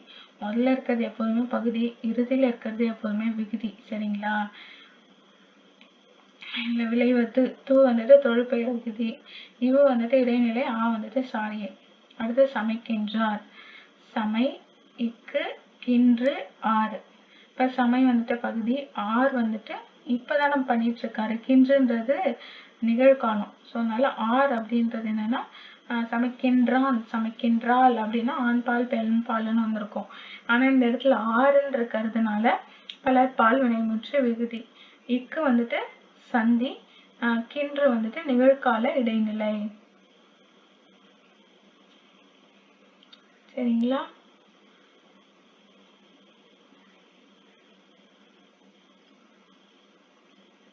நம்ம ஆல்ரெடி பார்த்துட்டோம். பெண்ணெனில் பேரை என்ற எண்ணம் இந்த நாட்டில் இருக்கும் வரைக்கும் உருப்படல் என்பது சரிப்படாது அப்படின்ற பாவேந்தர் பாரதிதாசன் அவர்கள் வந்துட்டு சொல்லியிருக்காங்க. அடுத்து வேற என்ன பார்க்கணும்? இன்னும் வந்துட்டு ஒரு 173ஆம் பக்கத்துல இன்னொரு இயல் 6ல ஒரு பாடல் இருக்கு, அது பார்க்குறோம். 173 கூட போகிறோம். 100 போட்டு பார்ப்போம்.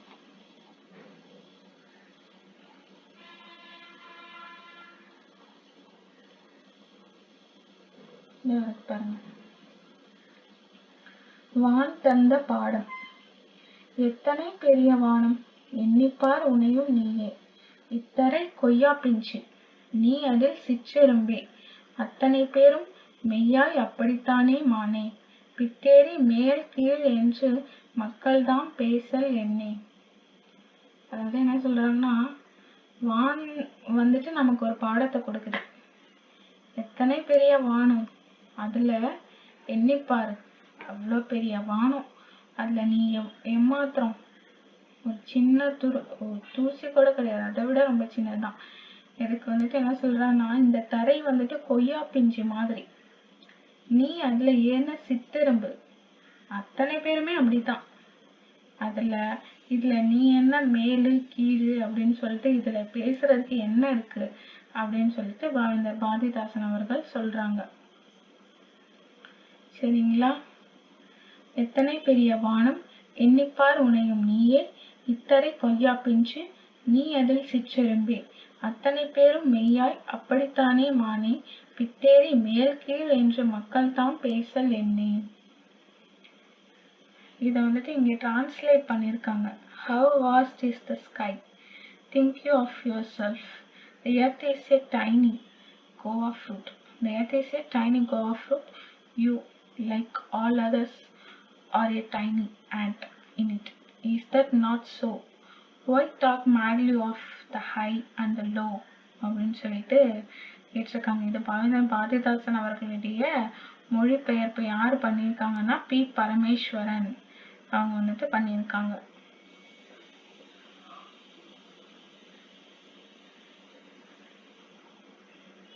சரிங்களா? How vast is the sky? Think you of yourself. The earth is a tiny go of fruit. You, like all others, are a tiny ant in it. Is that not so? Why talk madly of the high and the low? அப்படின்னு சொல்லிட்டு பரமேஸ்வரன் அவங்க B. Parameswaran பாவேந்தர் பாரதிதாசனுடைய பாடல்களை இந்த இடத்துல மொழிபெயர்த்திருக்காங்க. The lesson the sky teaches. The lesson the sky teaches. இதை பார்த்துக்கோங்க. தமிழ் கல்வி, அதுக்கப்புறமா கதிரவன், குடும்ப விளக்கு, இப்போ வந்துட்டு வானத்தை பற்றின பாடல். வானத்தை வச்சு நம்மள கம்பேர் பண்ணியிருக்காரு, அதை பற்றின பாடல். சரிங்களா? அடுத்து வந்துட்டு 214 பேஜில் ஒரு இது இருக்கு, அதை பார்த்துடலாம்.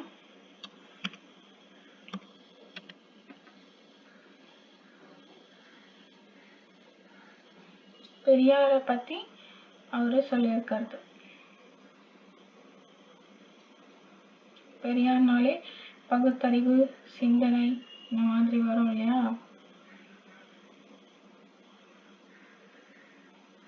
இங்க சொல்லியிருக்கா பாருங்க. தொண்டு செய்து பழுத்த பழம், தூய தாடி மார்பில் விழும், மண்டை சுரப்பை உலகு தொழும், மனக்குகையில் சிறுத்தை இழும், அவர்தாம் பெரியார் பார், அவர்தாம் பெரியார். புரட்சி கவி பாரதிதாசன். தொண்டு செய்து பழுத்த பழம், தூய தாடி மார்பில் விழும், மண்டை சுரப்பை உலகு தொழும், மனக்குகையில் சிறுத்தை எழும். அது மண்டை சுரப்பை அப்படின்னா அவர் மண்டையில, அவருடைய மூளையில எழக்கூடிய அந்த கருத்துக்கள்லாம் இருக்கு இல்லையா, அந்த பகுத்தறிவு, சிந்தனை அப்படி இப்படின்ட்டு மக்களோட ஜாதி மறுப்பு அப்படி இப்படின்ட்டு இருக்கக்கூடிய அவருடைய கருத்துக்கள் எல்லாம் இந்த உலகமே தொழுமா. அப்பேற்பட்ட சிறந்த கருத்துக்கள் அவரோட மண்டையில இருக்கு. அதே மாதிரி மனக்குகையிலே சிறுத்தை எழும். அதெல்லாம் கேட்டோம் அப்படின்னா நமக்குள்ள ஒரு சிறுத்தையே வந்துட்டு எழும். அவர்தான் பெரியார் பார், அவர்தான் பெரியார் அப்படின்னு சொல்லிட்டு புரட்சி கவி பாரதிதாசன் அவர்கள் சொல்றாங்க. தொண்டு செய்த பழுத்த பழம் தூயதாடி மார்பில் விழும், மண்டை சுரப்பை உலகு தொழும், மனக்குகையில் சிறுத்தை எழும், அவர்தான் பெரியார் பார், அவர்தான் பெரியார். சரிங்களா? இதோட வந்துட்டு 9th புக்ல இருக்கக்கூடிய கண்டென்ட் வந்துட்டு முடியுது. நம்ம வந்து 10th புக்ல பார்க்கலாம்.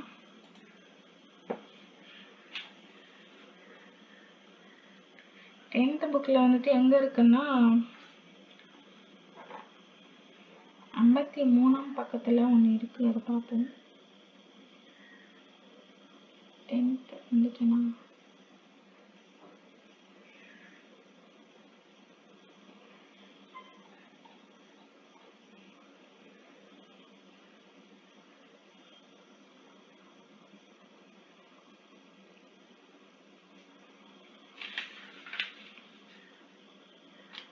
இது வந்துட்டு 181ஆம் பக்கத்துல இருக்கக்கூடிய ஒரு பாடல். இது பார்த்துக்கோங்க. ஒரு மகளுக்கும் தாய்க்குமான ஒரு உரையாடல். அந்த கவிதையை வந்துட்டு எழுதியிருக்காங்க. அது பாருங்க. மகள் சொல்லுகிறாள், அம்மா, என் காதுக்கு ஒரு தோடு நீ அவசியம் வாங்கி வந்து போடு. சும்மா இருக்க முடியாது, நான் சொல்லிவிட்டேன் உனக்கு இப்போது அப்படின்னு சொல்லிட்டு மகள் சொல்றாங்க. அம்மா, என் காதுக்கு ஒரு தோடு நீ அவசியம் வாங்கி வந்து போடு. சும்மா இருக்க முடியாது, நான் சொல்லிட்டேன் உனக்கு இப்போது அப்படின்னு சொல்லிட்டு மகள் சொல்றாங்க. அதுக்கு தாய் சொல்றாங்க, காதுக்கு கம்மல் அழகன்று, நான் கழறுவதை கவனி நன்று. கழறுவதுன்னா நான் சொல்றது. சரிங்களா? கழறுவதை கவனி நன்று, நீத்தர் மொழியே வெகு பணிவாய், இதம் நீ கேட்டு வந்து காதில் அணிவாய் அப்படின்னு சொல்லிட்டு சொல்றாங்க. உனக்கு கம்மல் வந்துட்டு அழகு கிடையாது. சரிங்களா? கம்மல் வந்துட்டு உனக்கு அழகு கிடையாது. நீ வந்துட்டு என்ன இது பண்ணணும், நீத்தர் மொழியை வெகு பணிவாய், இதம் நீ கேட்டு வந்து அதை தான் நீ வந்துட்டு காதுல வந்துட்டு அணியணும் அப்படின்னு சொல்லிட்டு அம்மா சொல்றாங்க. மகள் வந்துட்டு மேலும் சொல்றா, இல்ல நீத்தர் மொழி அப்படின்றது என்ன அப்படின்னு பாத்தீங்கன்னா மிகவும் பணிவான மொழி அப்படின்னு அர்த்தம். சரிங்களா?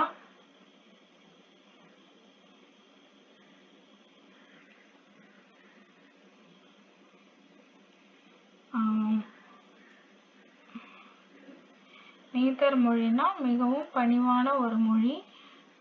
அதை வந்துட்டு நீ வந்துட்டு அந்த ஒரு பணிவான மொழிக்கு வந்துட்டு நீயும் வந்துட்டு வெகுவா பணியணும். அதை தான் வந்துட்டு நீ தினமும் வந்துட்டு காதுல வந்துட்டு ஒரு ஆபரணம் போல நீ வந்துட்டு அணியணும் அப்படின்னு சொல்லிட்டு அவங்க அம்மா வந்துட்டு சொல்றாங்க.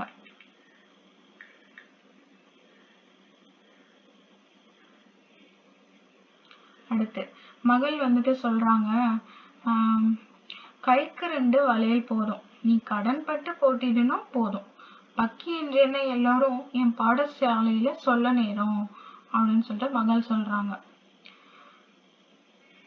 கைக்கு 2 வளையல் போதுமா, நீ கடன் பட்டாவது எனக்கு போட்டுரு, இல்லைன்னா பக்கின்னு சொல்லிட்டு என்ன பாடசாலையில சொல்லுவாங்க அப்படின்னு சொல்றாங்க. அப்போ அவங்க அம்மா சொல்றாங்க, வாரா விருந்து வந்த கலையில் அவர் மகிழ உபசரித்தல் வளையல், ஆறாவமுதே மதி துலங்கு, பெண்ணை அவர் சொல்வதும் கைக்கு விலங்கு. அதாவது ஒருத்தவங்க வராதவங்க நம்ம வீட்டுக்கு வந்துட்டாங்கன்னா அவங்கள வந்துட்டு நம்ம வந்துட்டு என்ன பண்ணணும், மகிழ்ச்சியோட அவங்கள உபசரிச்சு நம்ம வந்துட்டு அவங்களுக்கு விருந்து கொடுக்கணும். அதுதான் நம்மளுடைய கைக்கு வந்துட்டு வளையல். நீ அறாவும் போதே அப்படின்னா என்ன அர்த்தம், அவங்களை வந்துட்டு கொஞ்சுறாங்க. நீ வந்துட்டு தயவு செஞ்சு உன்னுடைய மதிய துலங்கு சொல்றத புரிஞ்சுக்கோ, மண்டையில ஏத்திக்க. அது இப்ப அவங்க எல்லாம் சொல்றது என்னன்னா உன்னுடைய கைகட்கு விலங்கு அப்படின்னு சொல்றாரு. ஆபரணங்கள் இல்லையானால் என்னை யார் மதிப்பார் தெருவில் போனால், கோபமும் அம்மா இதை சொன்னால் என் குறை தவிர்க்க முடியும் என்னை யாருமா மதிப்பா அப்படின்னு சொல்லிட்டு கேட்குறாங்க. அதுக்கு அந்த தாய் சொல்றாங்க, கற்பது பெண்களுக்கு ஆபரணம், கெம்பு கல்வைத்த நகை தீராத ரணம், கற்ற பெண்களை இந்த நாடு தன் கண்ணில் ஒற்றுக்கொள்ளும் அன்போடு அப்படின்னு சொல்றாங்க. கற்பதுதாமா ஒரு பெண்ணுக்கான ஆபரணம். அந்த நகைலாம் வந்துட்டு தீராத ரணம். சரிங்களா? அதனால இந்த மாதிரி நீ கற்ற பெண்களை தான் வந்துட்டு கண்ணுல வந்துட்டு ஒட்டிப்பாங்க, நல்ல அன்போட ஒத்திப்பாங்க அப்படின்னு சொல்றாங்க. பார்த்துக்கோங்க. ஃபர்ஸ்ட் என்ன சொல்றாங்க, அம்மா காதுக்கு ஒரு தோடுன்னு கேட்டா அவங்க வந்துட்டு என்ன சொல்லிடுறாங்க, காதுக்கு கம்மல்னு அம்மா எதை சொல்றாங்க, நீ தர மொழியை வெகு பணிவாய். பணியறது தான் காதுக்கு கம்மல்னு சொல்றாங்க. காதுல நல்லா கேட்டு அதை வந்துட்டு அந்த சொல்படி நடக்கணும். அதுதான். வளையல் கேட்டா வளையலுக்கு என்ன சொல்றாங்க அம்மா, விருந்து. விருந்து வந்துட்டு வந்த கலையில விருந்தினர்களை உபசரிக்கிறது தான் வந்துட்டு நமக்கு வந்துட்டு ஒரு வளையல் அப்படின்னு சொல்றாங்க. சரிங்களா? அடுத்து ஆபரணமே இல்லை அப்படின்னு சொன்னா, ஆபரணம் அப்படின்றது என்னன்னா கற்பதுதான் பெண்களுக்கு ஆபரணம் அப்படின்னு சொல்லிட்டு அம்மா வந்துட்டு சொல்றாங்க. சரிங்களா? இதுதான் இந்த பாடல்கள்ல வந்துட்டு இருக்கு.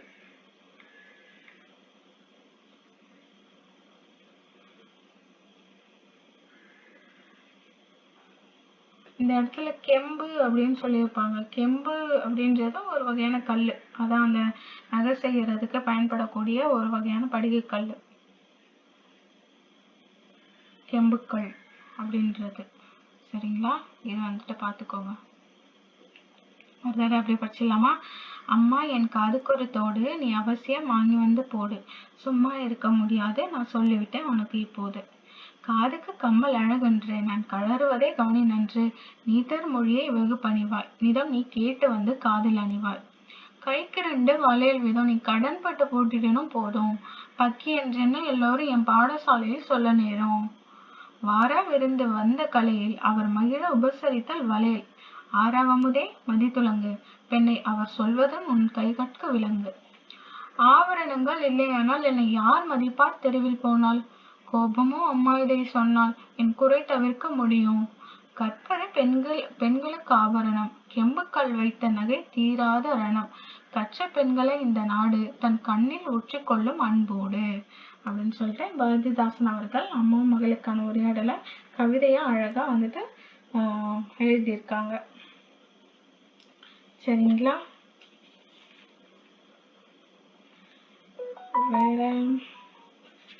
வேற இதே 10th வந்துட்டு 53வது பக்கத்துல ஒன்று சொல்லியிருக்காங்க.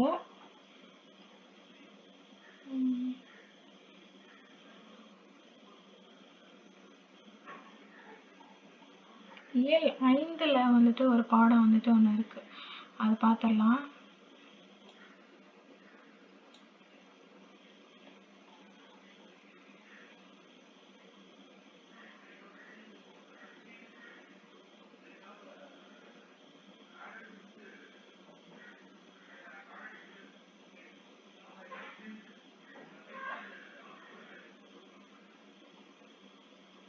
இப்போ பாருங்க 53ல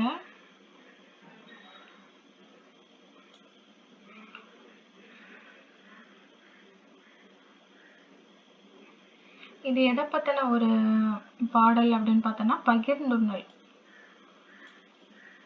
இட்டதோர் தாமரை பூ இதழ் விரித்தல் போலே வட்டமாய் புறாக்கள் கூடி இறையுண்ணும்.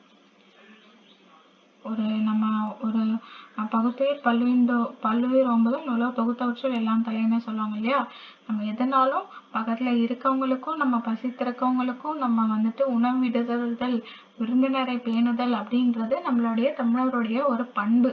அதுக்கு பாரதிதாசனார் ஒரு ஓமையை என்ன சொல்லியிருக்காருன்னா, ஒரு தாமரை பூ வந்துட்டு இதழ் விரித்து இருக்கிறான் போல அந்த புறாக்கள்லாம் வட்டமா சிறக விரிச்சு வந்துட்டு என்ன பண்ணுமா, இறையை வந்துட்டு உண்ணுமா. வட்டமா உட்காந்து தாமரை பூ மாதிரி இதழ் விரிச்சு இருக்கிற மாதிரி அது இறை உண்ணுமா. அதான் இட்டதோர் தாமரை பூ இதழ் விரித்தல் போலே வட்டமாய் புறாக்கள் கூடி இறையுண்ணும் அப்படின்னு சொல்லிட்டு பாரதிதாசன் சொல்லியிருக்காங்க. அடுத்து இயல் 5. இயல் 5ல ஒரு பாடல் இருக்கு.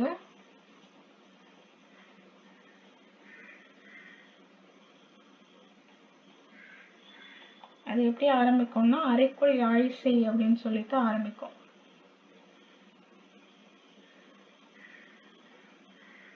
பாருங்க,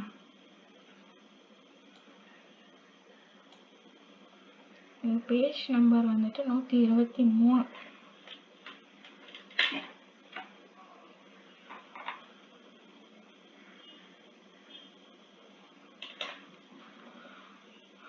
அறைக்குள் யாழிசை ஏதென்று சென்று எட்டி பார்த்தேன், பேத்தி நெட்டுரு பண்ணினாள் நீதி நூல் திரட்டையே. நெட்டுருன்னா மனப்படம் பண்றது அப்படின்னு அர்த்தம். அதாவது அறைக்குள்ள ஒரே யாழிசை மாதிரி கேட்டுச்சு. அவங்க பேத்தி அந்த நீதி நூல் திரட்டை வந்துட்டு நெட்டுரு பண்ணிட்டு இருக்கிறது ஒரு யாழிசை போல கேக்குது அப்படின்னு சொல்லிட்டு சொல்றாங்க பாரதிதாசன்.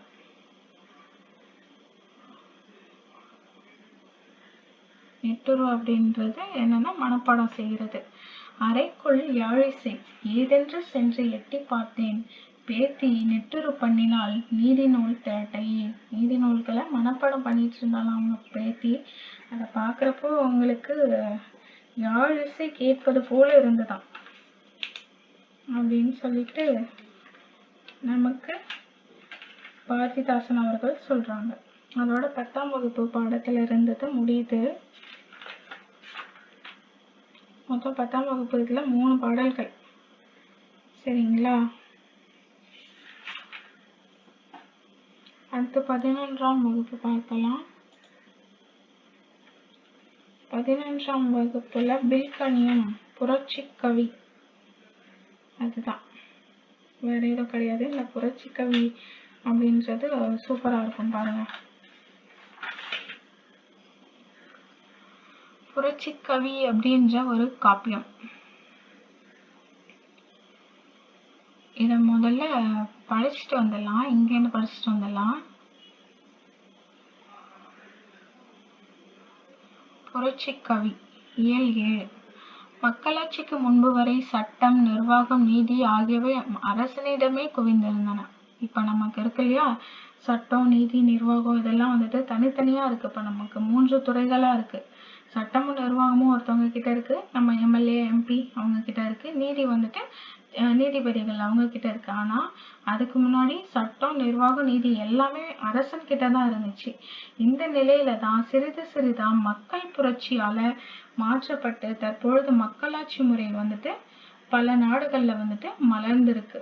இது மக்கள் புரட்சியால மக்களாட்சி முறை அப்படிங்கிறது பல நாடுகள்ல வந்துட்டு மலர்ந்திருக்கு. இப்போ சுதந்திரம், சமத்துவம், சகோதரத்துவம் இதெல்லாம் வந்துட்டு மக்களாட்சியோட அடிப்படை கூறுகள். சுதந்திரமா இருக்கணும். சட்டம், நீதி, நிர்வாகம் இதெல்லாம் வந்துட்டு அரசன் கிட்ட இருந்துச்சு. அதுக்கப்புறமா தான் நம்ம விடுதலை வேணும் அப்படின்னு சொல்லிட்டு நம்ம புரட்சி பண்ணோம் இல்லையா, அதே மாதிரி நிறைய நாடுகள்ல நடந்துச்சு. அந்த மாதிரி மக்கள் புரட்சியால மக்களாட்சி முறை வந்துட்டு வந்தது.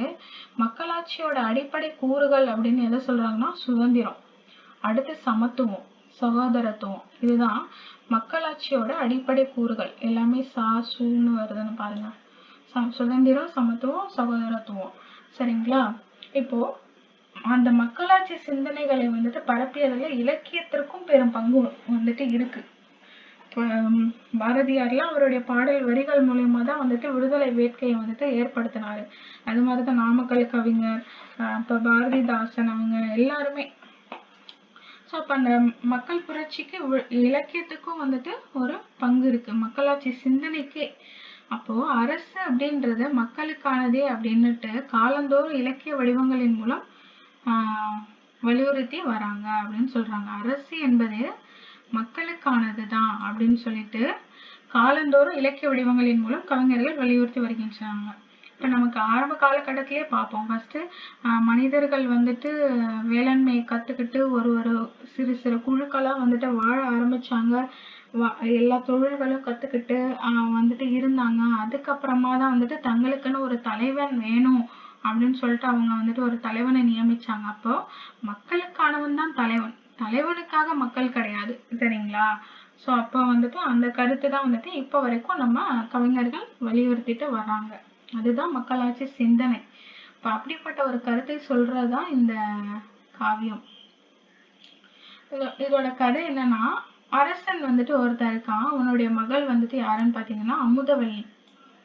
அரசன் ஒருத்தனுடைய மகள் பேர் வந்துட்டு அமுதவல்லி. அவளுக்கு வந்துட்டு படிக்க கத்து தரணும், கவிதை எழுதக்கூடிய கலையை வந்துட்டு பயிற்றுவிக்கணும் அப்படின்னு விரும்புறான். அதுக்காக அமைச்சர்கிட்ட போயிட்டு கருத்தை கேட்கிறான். அதுக்கு அந்த அமைச்சர் என்ன சொல்றாருன்னா, உதாரன் அப்படின்ற ஒருத்தனை வந்துட்டு சொல்றாரு. அவன் வந்துட்டு ஆனா அழகும் அறிவும் இளமையும் வாய்ந்தவன். அவன் வந்துட்டு எப்படி இருப்பான், நல்லா அழகா இருப்பான், அறிவா இருப்பான், அதே போல இளமையானவன் அப்படின்னு சொல்றாரு. இப்போ வந்துட்டு அரசன் வந்துட்டு தயங்குறான். எங்க தன்னோட மகள் வந்துட்டு ஒரு அரசனோட மகள் இன்னொரு அரசனுக்கு தானே கல்யாணம் பண்ணி கொடுக்கணும்னு நினைப்பான். இப்போ வந்துட்டு ஒரு எளிய கவிஞனோட தன்னுடைய மகள் காதல் வயப்படுவாளோ அப்படின்னு சொல்லிட்டு தயங்குறான். அதற்கு அமைச்சர் வந்துட்டு ஆனாலும் அவனுக்கு தன்னோட மகளுக்கு இவன் தான் சரியா இருப்பான் கவிதைகள் சொல்லி தர்றதுல அப்படின்னு சொல்லிட்டு நினைக்கிறான். பட் ஆனா ஒரு தயக்கம் இருக்கு. அதுக்கு அந்த அமைச்சர் வந்துட்டு ஒரு உத்தியை வந்துட்டு சொல்றாரு.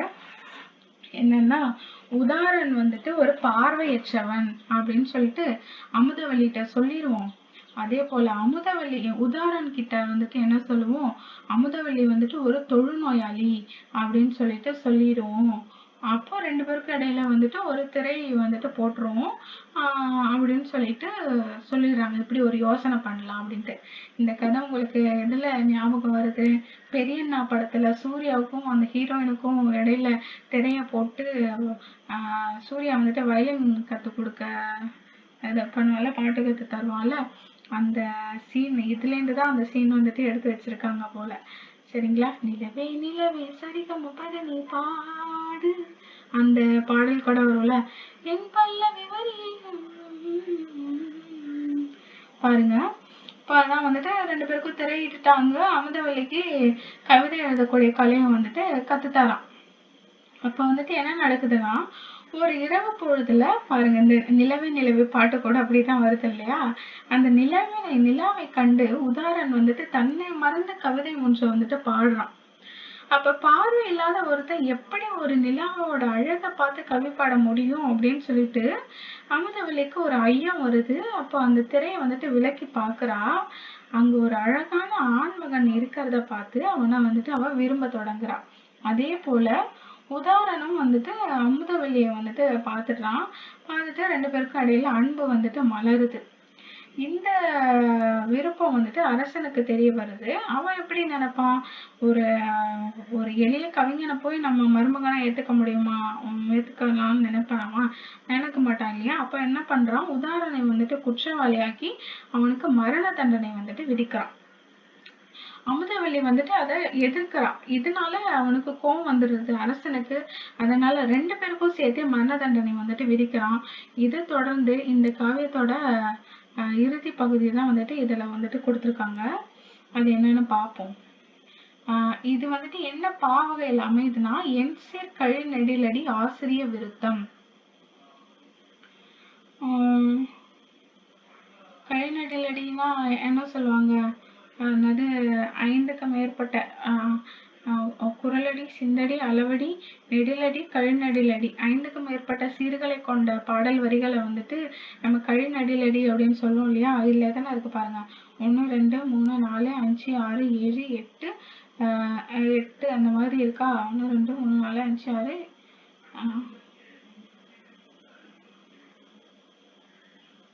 இந்த மாதிரியான 5க்கு மேற்பட்ட சீர்கள் தானே இருக்கு. அதுல என் சீர் கழிநடிலடி ஆசிரிய விருத்தம் 8 அடிகள் இருக்கு இதுல, சரிங்களா? அதனால ஆசிரிய விருத்தம், என் சீர் கழிநடிலடி ஆசிரிய விருத்தம் அமைந்த பாடல்கள் இது. அப்போ கவிஞர் பாரதிதாசன் ஆசிரிய விருத்தங்கள்லயும் ஒரு பாடல் எழுதியிருக்காருன்னு பார்த்துக்கோங்க. இப்போ உயிர் எமக்கு வெள்ளமல்ல, இப்ப இந்த வரிகள் எல்லாம் பாருங்க, சூப்பரா இருக்கும். காதலனை கொலைக்களத்துக்கு அனுப்ப கண்டும் கண்ணீயனை மன்னிக்க கேட்டுக்கொண்ட நீதி நன்று மந்திரியே, அவன் இறந்தால் நிலைத்திடும் என் உயிர் எனவும் நினைத்து விட்டார். சாதல் எனில் இருவருமே சாதல் வேண்டும், தவிர்வதெனில் இருவருமே தவிர்தல் வேண்டும். ஓதுக இவ்விரண்டும் ஒன்று மன்னவன்வாய், உயிர் எமக்கு வெல்லமல்ல என்றால் மங்கை. அதாவது மந்திரி வந்துட்டு என்ன சொல்றாருன்னா, அவனை மட்டும் இது பண்ணிடலாம், அந்த பொண்ணை மன்னிச்சிருங்க அப்படின்ற மாதிரி சொல்லியிருக்காரு போல. ஆனா அந்த பெண் அமுதவல்லி என்ன சொல்றாருன்னா, நீங்க வந்துட்டு அவன் செத்து போயிட்டா நான் நல்லா இருப்பேன் அப்படின்னு நீங்க நினைக்கிறீங்க, ஆனா அப்படி இல்லை. சாதல்னா 2 பேருமே சாதல் தான். அப்படி வாழுறதுன்னா 2 பேருமே வாழ்வோம். இத கொண்டு போய் உங்க மன்னன் கிட்ட சொல்லுங்க. உயிர் வந்துட்டு எனக்கு வந்துட்டு அவ்வளவு பெரிய வெள்ளம் அல்ல, அதாவது உயிர் எனக்கு துச்சம் அல்ல அப்படின்னு சொல்லிட்டு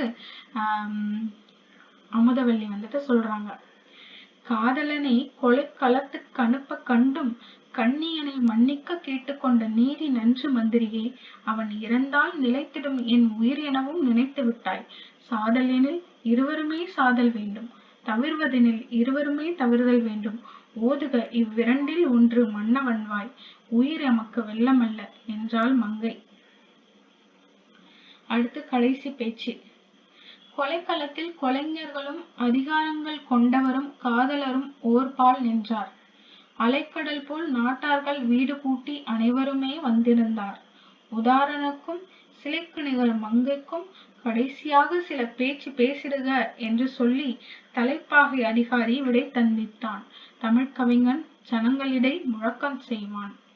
அது என்ன சொல்றாங்கன்னா, இப்போ வந்துட்டு கொலைக்களம் வந்தாச்சு, 2 பேரையும் கொல்றதுக்காக அழைச்சிட்டு வந்துட்டாங்க.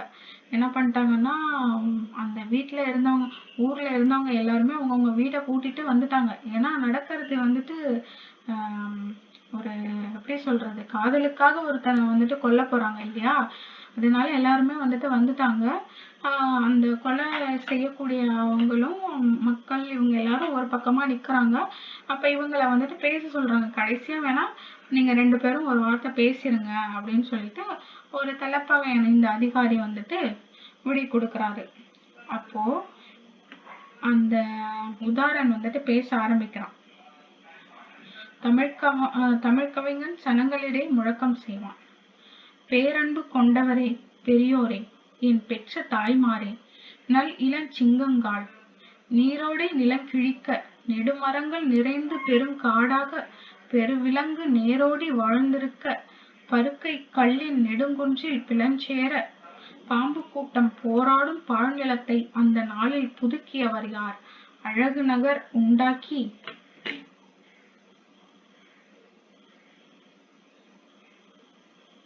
இல்ல என்ன சொல்லியிருக்காங்க, பேரன்பு கொண்ட பெரியோரே தாய்மாரே அப்படின்னு சொல்லிட்டு அங்க இருக்கவங்க எல்லாம் வந்துட்டு என்ன சொல்றாரு சொல்லி முதல்ல வந்துட்டு ஆரம்பிப்போம் இல்லையா, அத மாதிரி அவரு வந்துட்டு எல்லாருடைய கவனத்தையும் தன் பக்கம் திருப்புறாரு. இப்போ நீரோடை நிலங்கிழிக்க நெடுமரங்கள் நிறைந்து பெருங்காடாக பெருவிலங்கு நேரோடு வாழ்ந்திருக்க பிளஞ்சேர பாம்பு கூட்டம் போராடும் பாழ்நிலத்தை அந்த நாளில் புதுக்கியவரையா அழகு நகர் உண்டாக்கி. எப்படி சொல்லுவாங்கன்னா, ஃபர்ஸ்ட் அந்த குறிஞ்சி முல்லை மருதம் நெய்தல் அந்த மாதிரி தானே 4 வகை நிலங்கள் இருந்துச்சு. முல்லை நிலத்தை தான் வந்துட்டு என்ன பண்ணாங்க, அந்த காட்டெல்லாம் வந்துட்டு திருத்தி விளைநிலங்களா ஆக்கி அதுக்கப்புறமா ஊராட்சி, நகரம் ஆச்சு, நகரம் வந்துட்டு நாடாச்சு, இந்த மாதிரி ஆச்சு இல்லையா. அந்த மாதிரி நீரோட நிலங்கிழிக்கு நெடுமரங்கள்லாம் நிறைந்த பெருங்காடாகவும் நிறைய வனவிலங்குகள்லாம் வாழ்ந்திருந்த அந்த மாதிரி இருந்த அந்த முல்லை காட்டை ஒரு பருக்கை கல்லின் நெடுங்குன்றில் இப்போ வந்துட்டு பெரிய பெரிய பாறைகள் அந்த மாதிரிலாம் இருந்துச்சு. அதுல வந்துட்டு பாம்பு கூட்டம் கூட வந்துட்டு போராடும். அப்படிப்பட்ட ஒரு பாழ் நிலம், அதுல பிளவு ஏற்படுத்தி அத வந்துட்டு ஒரு அழகான நகரமா மாத்துனது யாரு, அப்படி ஒரு புதுமையா உருவாக்குனது யாரு அப்படின்னு சொல்லிட்டு கேக்குறான். பேரன்பு கொண்டவரே பெரியோரே, என் பெற்ற தாய்மாரே, நல் இளஞ்சிங்கங்கால், நீரோடை நிலங்கிழிக்க நெடுமரங்கள் நிறைந்து பெருங்காடாக பெருவிலங்கு நேரோடி வாழ்ந்திருக்க பருக்கை கல்லின் நெடுங்கொன்றில் பிளஞ்சேர, பிளம்னா வந்துட்டு பிளவு. பாம்பு கூட்டம் போராடும் பாழ்நிலத்தை, அப்படிப்பட்ட பாம்பு கூட அங்க வாழ போராடும். அப்படிப்பட்ட ஒரு பாழ்நிலத்தை அந்த நாள்ல புதுக்கியவர் யார்? அழகு நகர் உண்டாக்கி. பண்ணது யாரு? கண்டிப்பா வந்துட்டு மக்கள் தான் பண்ணியிருப்பாங்க. மன்னனா வந்து பண்ணியிருப்பான்? கண்டிப்பா பண்ணியிருக்க மாட்டான் இல்லையா? அங்க இருக்கக்கூடிய தொழிலாளர்கள் எல்லாருமே தான் பண்ணியிருப்பாங்க. அடுத்து, சிற்றூரும் வரப்பெடுத்த வயலும் ஆறு தேக்கிய நெல் வாய்க்காலும் வகைப்படுத்தி நெற்சேர உழுதுழுது பயன் விளைக்கும் நிறை உழைப்பு தோள்கள் எல்லாம் எவரின் தோள்கள்? என்ன சொல்றாங்கன்னா, இந்த மாதிரி சின்ன ஊரா வந்துட்டு உருவாக்கி, வயல் உருவாக்கி, அந்த ஆத்துல இருந்து வரக்கூடிய தண்ணியை தேக்கி வாய்க்காலா வகைப்படுத்தி, நம்ம வந்துட்டு நெல்லு விளையிற மாதிரி உழுது நல்ல பயன் விளைவித்து நெற்கள் எல்லாம் நம்ம வந்துட்டு விவசாயம் பண்ணி நம்ம பண்ணோமே, அந்த தோள்கள் எல்லாம் எவரின் தோள்கள்? யாரோட தோள்கள் அப்படின்னு கேக்குறாரு. உணவுக்காக பாடுபட்ட தோள்கள் யாரோட தோல்? மன்னனா மக்களா அப்படின்ற மாதிரி. கற்பிளந்து மலை பிளந்து கனிகள் வெட்டி கருவியெல்லாம் செய்து தந்த கைதான் யாரு கை? கல்லை வெட்டி மலைய பொளந்து இந்த மாதிரி கனிகள்லாம் வெட்டி அந்த கருவி, இரும்பு கருவிகள்லாம் செஞ்சது யாரு? யாரோட கை? பொற்றுகளை கடல் முத்தை மணி குளத்தை போயெடுக்க அடக்கிய மூச்சவரின் மூச்சு. அதே மாதிரி போயிட்டு கடல் முத்து இதெல்லாம் வந்துட்டு போய் எடுக்கிறீங்க, மூச்சு அடக்கி போயிட்டு நம்ம போய் எடுக்கிறோம், அதெல்லாம் வந்துட்டு யாரோட மூச்சு? மன்னனோட மூச்சா மக்களோட மூச்சா அப்படின்னு சொல்லிட்டு கேக்குறாரு.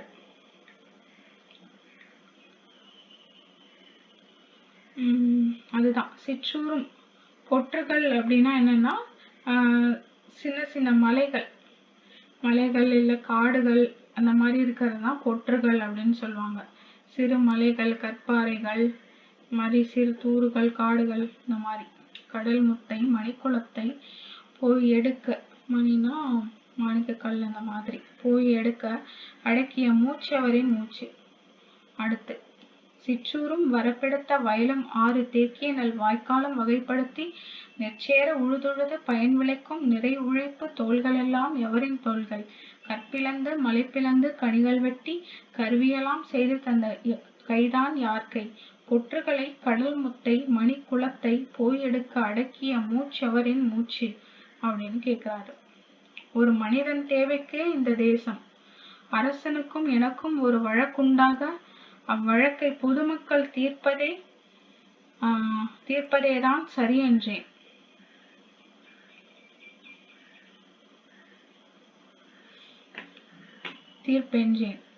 தீர்ப்பதேதான் சரி என்றேன், ஒப்பவில்லை. இவளும் நானும் சாவதென்றே தீர்ப்பளித்தான். சாக வந்தோம். ஒரு மனிதன் தேவைக்கே இந்த தேசம் உண்டென்றால் அத்தேசம் ஒழிதல் நன்றாம். இருவர் இதோ சாகின்றோம், நாளை நீங்கள் இருப்பது மெய் என்றெண்ணி இருக்கின்றீர்கள் அப்படின்னு சொல்றான். எப்படி பேசுறாரு பாருங்க. அரசனுக்கும் எனக்கும் ஒரு வழக்கு, ஆனா அது வந்துட்டு பொதுமக்கள் தான் தீர்க்கணும், அதுதான் சரின்னு நான் சொன்னேன். ஆனா அவன் கேட்கல, நான் சாகணும்னே தீர்ப்பளிச்சுட்டான். நாங்க இப்ப சாக வந்துட்டு இருக்கோம். அவன் அந்த ஒரு மனிதன், அரசன் ஒரு மனிதன் தேவைக்கா இந்த உலகம்? அப்படிப்பட்ட ஒரு உலகம் இருக்குன்னா அது ஒழிஞ்சு போறதே நல்லது. இப்ப நாங்க 2 பேரும் சாக போறோம், ஆனா நாளைக்கு நீங்களும் இப்படிதான் சாகுவீங்க, நீங்க என்னமோ உயிரோட இருக்க போறதா நினைச்சு இருக்கீங்க அப்படின்னு சொல்லிட்டு சொல்றாரு. அரசனுக்கும் எனக்கும் ஒரு வழக்குண்டாக அவ்வழக்கை பொதுமக்கள் தீர்ப்பதேதான் சரி என்றேன், ஒப்பவில்லை. இவளும் நானும் சாவதென்றே தீர்ப்பளித்தான். சாக வந்தோம். ஒரு மனிதன் தேவைக்கே இந்த தேசம் உண்டென்றால் அத்தேசம் ஒழிதல் நன்றாம். இருவர் இதோ சாகின்றோம், நாளை நீங்கள் இருப்பது மெய் என்றெண்ணி இருக்கின்றீர்கள். மாசில்லாத உயர்தமிழ். தமிழறிந்ததால் வேந்தன் என்னை அழைத்தான், தமிழ்கவி என்றனை அவளும் காதலித்தாள். அமுதென்று சொல்லும் இந்த தமிழ் என் ஆவி அழிவதற்கு காரணமாய் இருந்ததென்று சமுதாயம் நினைத்திடுமோ? ஐயகோ, என் தாய்மொழிக்கு பழி வந்தால் சகிப்பதுண்டோ? உமை ஒன்று வேண்டுகின்றேன், மாசில்லாத உயர் தமிழை உயிரென்று போற்றும் எண்கள் அப்படின்னு சொல்றாரு. இப்ப வந்துட்டு தமிழ் அறிஞ்சதாலதான் எனக்கு வேந்தன் வந்துட்டு கூப்பிட்டான். நான் தமிழ்கவி அப்படின்றதுனாலதான் அமுதவல்லி எனக்கு காதலிச்சா. அமுது அப்படின்னு கூடிய தமிழ். அமுதுன்னா வந்துட்டு என்ன, சாக வரமளிக்க கூடியது இல்லையா, சொல்ற தமிழ் இன்னைக்கு நான் சாகுறதுக்கு காரணமா இருக்கு அப்படின்னு தான் சமுதாயம் நினைச்சிருமோன்னு தான் எனக்கு வந்துட்டு அச்சமா இருக்கு, கவலையா இருக்கு. என் தாய்மொழிக்கு பழி வந்தால் அதை எப்படி நான் சகிப்பது? உங்களெல்லாம் உன்னை கேட்டுக்கிறேன், இந்த தமிழ் வந்துட்டு மாசில்லாதது, அதை உயர்ந்து போற்றுங்க அப்படின்னு சொல்றாரு பாருங்க. தமிழ் அறிந்ததால் வேந்தன் என்னை அழைத்தான், தமிழ்கவி என்றனை அவளும் காதலித்தாள், அமுதென்று சொல்லும் இந்த தமிழ் என் ஆவி அழிவதற்கு காரணமாய் இருந்ததென்று சமுதாயம் நினைத்திடுமோ? ஐயகோ, என் தாய்மொழிக்கு பழி வந்தால் சகிப்பதுண்டோ? உமை உண்டு வேண்டுகின்றேன், உமை ஒன்று வேண்டுகின்றேன், வேண்டுகின்றேன், மாசில்லாத உயர்தமிழை உயிரென்று போற்றும் எண்கள் அப்படின்னு சொல்றாரு. மக்களுக்கே ஆளும் உரிமை. அரசனுக்கு பின் இந்த தூய நாட்டை ஆளுதற்கு பிறந்த ஒரு பெண்ணை கொள்ள அரசனுக்கோ அதிகாரம், உங்களுக்கோ? அவ்வரசன் சட்டத்தை அவமதித்தான். சிரம் மறுத்தல் வேந்தனுக்கு பொழுது போக்கும் சிறிய கதை, நமக்கெல்லாம் உயிரின் வாதை. அரசன் மகள் தன் நாளில் குடிகட்கெல்லாம் ஆளுரிமை பொதுவாக்க நினைத்திருந்தாள் அப்படின்னு சொல்றான். எப்படின்னா, அரசனுக்கு அப்புறம் இந்த பொண்ணுதான் ஆட்சிக்கு வந்துட்டு ஆள போறான். அப்படிப்பட்ட அவளை ஆள்றதுக்கான உரிமை உங்களுக்கு இருக்கா, இல்ல அந்த அரசனுக்கு இருக்கா? அந்த அரசனுக்கு வந்துட்டு உயிரை கொல்றது வந்துட்டு ஒரு என்ன சொல்றது, ஒரு பொழுதுபோக்கு. ஒரு நிமிஷம், பொழுதுபோக்கு. அது வந்துட்டு அவன் வந்துட்டு பண்ணிட்டு போவான். ஆனா உயிர்ன்றது நமக்கு வந்துட்டு ஒரு வாதை. அது வந்துட்டு உயிரின் வாதை. வாதைனா வந்துட்டு துன்பம், சரிங்களா? துன்பம் தரக்கூடிய ஒரு செயல். அவனுக்கு அது ஜாலி, ஆனா நமக்கு அது துன்பம் இல்லையா? அப்போ ஆனா அரசனோட மகள் வந்துட்டு ஆளக்கூடிய உரிமை, அதாவது மக்களாட்சியா இதை பண்ணணும்னு நினைச்சிட்டு இருந்தா அப்படின்னு சொல்றாரு. ஆழ்க எந்தன் குருதி, வாழிய என் நாடு பொன்னாடாக, வாழிய என் நன்னாடு பொன்னாடாக, வாழிய நற்பெருமக்கள் உரிமை வாய்ந்தே, வீழிய போய் மண்ணிடையே விண்வீழ் கொல்லி வீழ்வது போல் தனித்தாலும் கொடிய ஆட்சி. அதுதான் என்ன சொல்றேன்னா, என்னுடைய நாடு வந்துட்டு பொன்னாடா வந்துட்டு ஆகணும் அப்படின்ட்டு சொல்றாரு.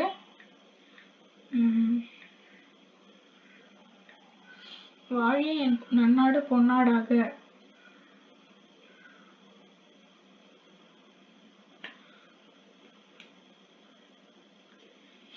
அந்த வாழிய பெருமக்கள் நீங்க வந்துட்டு இந்த ஒரு உரிமை பெற்று வாழணும் அப்படின்னு சொல்றாரு. வீழிய போய் மண்ணிடையே விண்வீழ் கொல்லி வீழ்வது போல் தனித்தாலும் கொடிய ஆட்சி. ஏழையினேன் கடைசி முறை வணக்கம் செய்தேன், கடைசியா வணக்கம் பண்ணிக்கிறேன், என் பெரியர் அன்னையர் ஏகுகின்றேன். ஆழ்க என்றன் குருதியெல்லாம் அன்பு நாட்டில், ஆழ்க என்றான் தலை குனிந்தான் கத்தியின் கீழ். இந்த மாதிரிலாம் அவன் பேசிட்டு வணக்கம் வச்சுட்டு லாஸ்டா என்ன பண்றான், கத்தியின் கீழ் தலை குனிறான். கொலையாளி உயிர் தப்பல். படிகத்தை பாலாபிஷேகம் செய்து பார்ப்பது போல் அமிர்தவல்லி கண்ணீர் வெள்ளம் அடிசோர்தல் கண்டார்கள் அங்கிருந்தோர். ஆவென்று கதறினாள். அன்பு செய்தோர் படிமீது வாழாரோ என்று சொல்லி படை பறைத்தாள். இது கேட்ட தேச மக்கள் கொடிதென்றார், கொடுவாளை பறித்தார். அந்த கொலையாளர் உயிர் தப்ப ஓடலானார். என்ன சொல்றாங்க, அவளுடைய கண்ணுல அப்படியே பால் மாதிரி கண்ணீர் வழிந்து ஓடுது. அவ ஆணு கத்துறா, அன்பு செஞ்சவங்க இந்த உலகத்துல வாழக்கூடாதா அப்படின்னு சொல்லிட்டு கேட்டு அழறா. இதை கேட்டதும் அந்த மக்களுக்கெல்லாம் என்ன வந்துருச்சு, அந்த கவிஞனுடைய புரட்சி வார்த்தைகளை கேட்டதுக்கு அப்புறம் அரசனா நம்மளா பாத்திரலான்னு சொல்லிட்டு இது நீங்க பண்றது கொடுமை அப்படின்னு சொல்லிட்டு அந்த கொடுவாளை வந்துட்டு பறிச்சிட்டாங்க. அந்த கொலையாளர் வந்துட்டு ஓடிட்டாரு. அந்த கொலையாளர் வந்துட்டு என்ன பண்ணிட்டாங்க, அவங்க 2 பேரும் என்ன பண்றாங்க, தப்பிச்சு ஓடிட்டாங்க.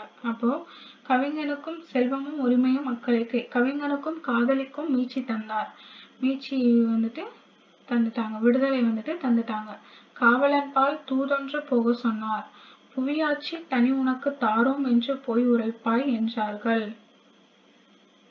போகா முன்பே செவியினிலே ஏறிற்று போனான் வேந்தன். செல்வமெல்லாம் உரிமையெல்லாம் நாட்டாருக்கே நவையின்றி எய்துதற்கு சட்டம் செய்தார். நலிவில்லை நலமெல்லாம் வாய்ந்ததங்கே. சரிங்களா? இந்த மாதிரி அவங்க 2 பேருக்கும் விடுதலை கொடுத்துட்டாங்க. மக்கள் கொடுத்துருக்காங்க விடுதலை. காவலன் கிட்ட தூது போக சொல்றாங்க. உனக்கு இனிமே புவியாட்சி தனி உனக்கு தாரோம் என்று பொய் உரைப்பாய் அப்படின்னு சொல்லிட்டு சொல்றாங்க. அவன் போய் சொல்றதுக்கு முன்னாடி அந்த வார்த்தைகள் வேந்தனுடைய காதுக்கு போயிடுச்சு.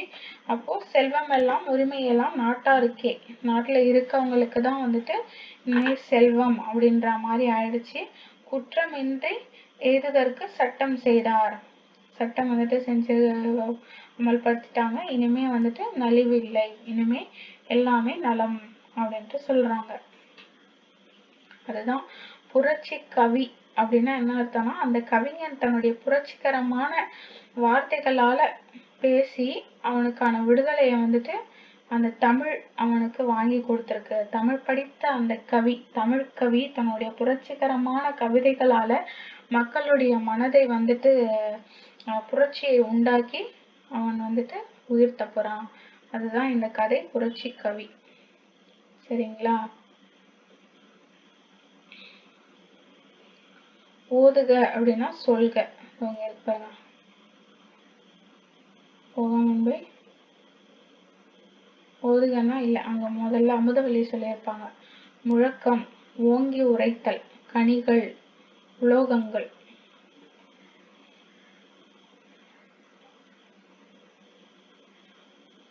இந்த இடத்துல சொல்லியிருப்பாங்க பாருங்க. ஓதுக, ஓதுக அப்படின்னா பேசி, ஓதுகன்னா சொல்க, முழக்கம்னா ஓங்கி ஓங்கி உரைத்தல், கனிகள்னா உலோகங்கள். இந்த இடத்துல இருக்கும் பாருங்க. மலை பிளந்து கனிகள் வெட்டி, கனிகள்னா உலோகங்கள், அதாவது கனிம வளங்கள் அப்படின்னு சொல்றோம் இல்லையா? தங்கம், வெள்ளி, இந்த மாதிரி கனிகள்னா கனிம வளங்கள். அடுத்து இந்த இடத்துல மணின்னு கொடுத்துருக்காங்க இல்லையா? அதெல்லாம் வந்துட்டு மாணிக்க கல்லு. மணினா மாணிக்கம், படிகம்னா பளபளப்பான கல்லு. இந்த இடத்துல இருப்பாங்க. படிகத்தை பாலாபிஷேகம் வந்துட்டு ஒரு பளபளப்பான கல்லு. இந்த படி மீது வாழாரோ அப்படின்னு ஒரு படினா உலகம். சரிங்களா? மீட்சினா விடுதலை, நவைனா குற்றம், மீட்சி தந்தார், விடுதலை தந்தார் அப்படின்னு சொல்லிட்டு. இப்ப இலக்கண குறிப்பு.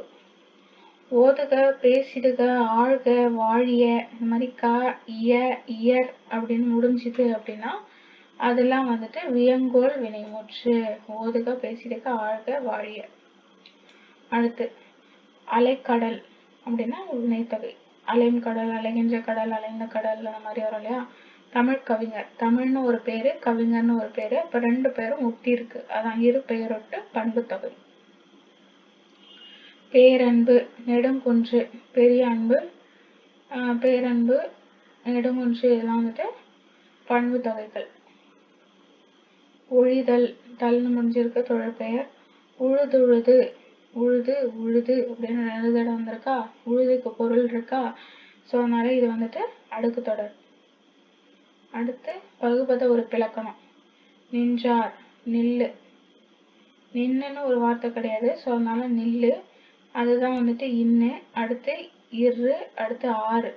நெல்லு வந்துட்டு பகுதின்னு தெரியும். இல்லு வந்துட்டு இன்னானது விகாரம்.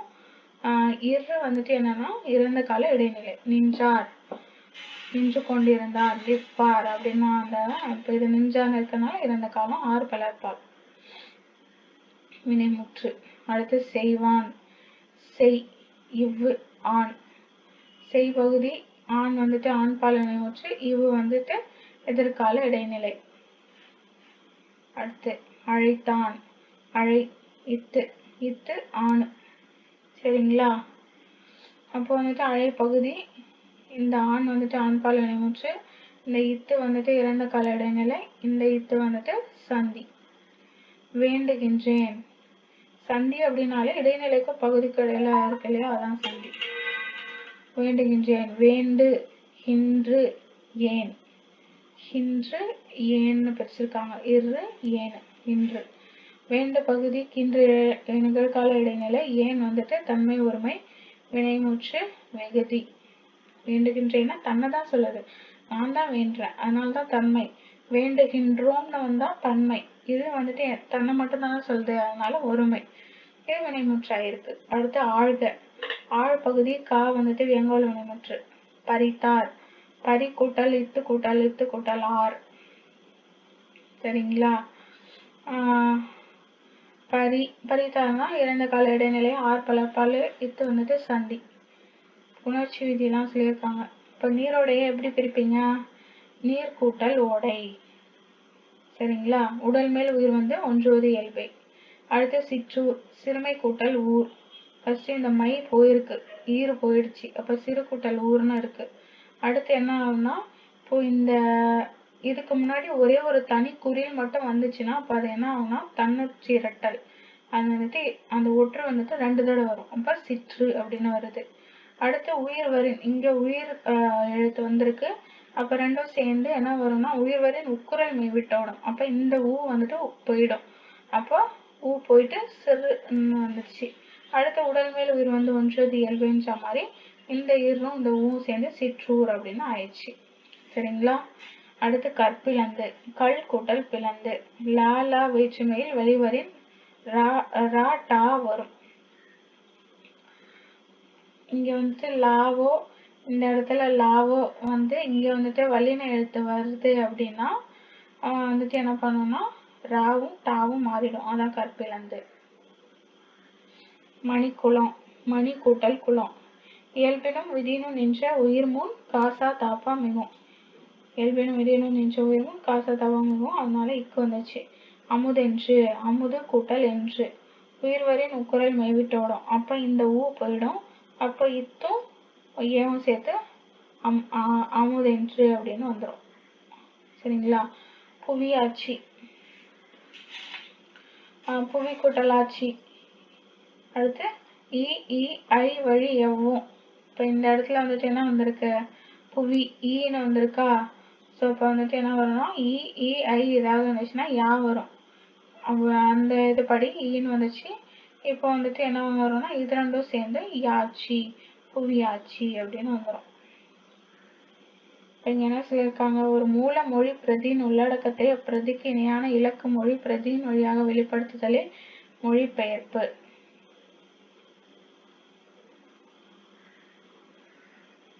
மொழிபெயர்ப்புனா என்னன்னா ஒரு மூல மொழின்னு ஒன்று இருக்கும். அதுல ஒரு புக் இருக்கு அப்படின்னா அதோடத வந்துட்டு அப்படியே அதற்கு இணையான இலக்கு மொழி பிரதியின் வழியாக இன்னொரு மொழியில வந்துட்டு மொழிபெயர்க்கிறோம் இல்லையா?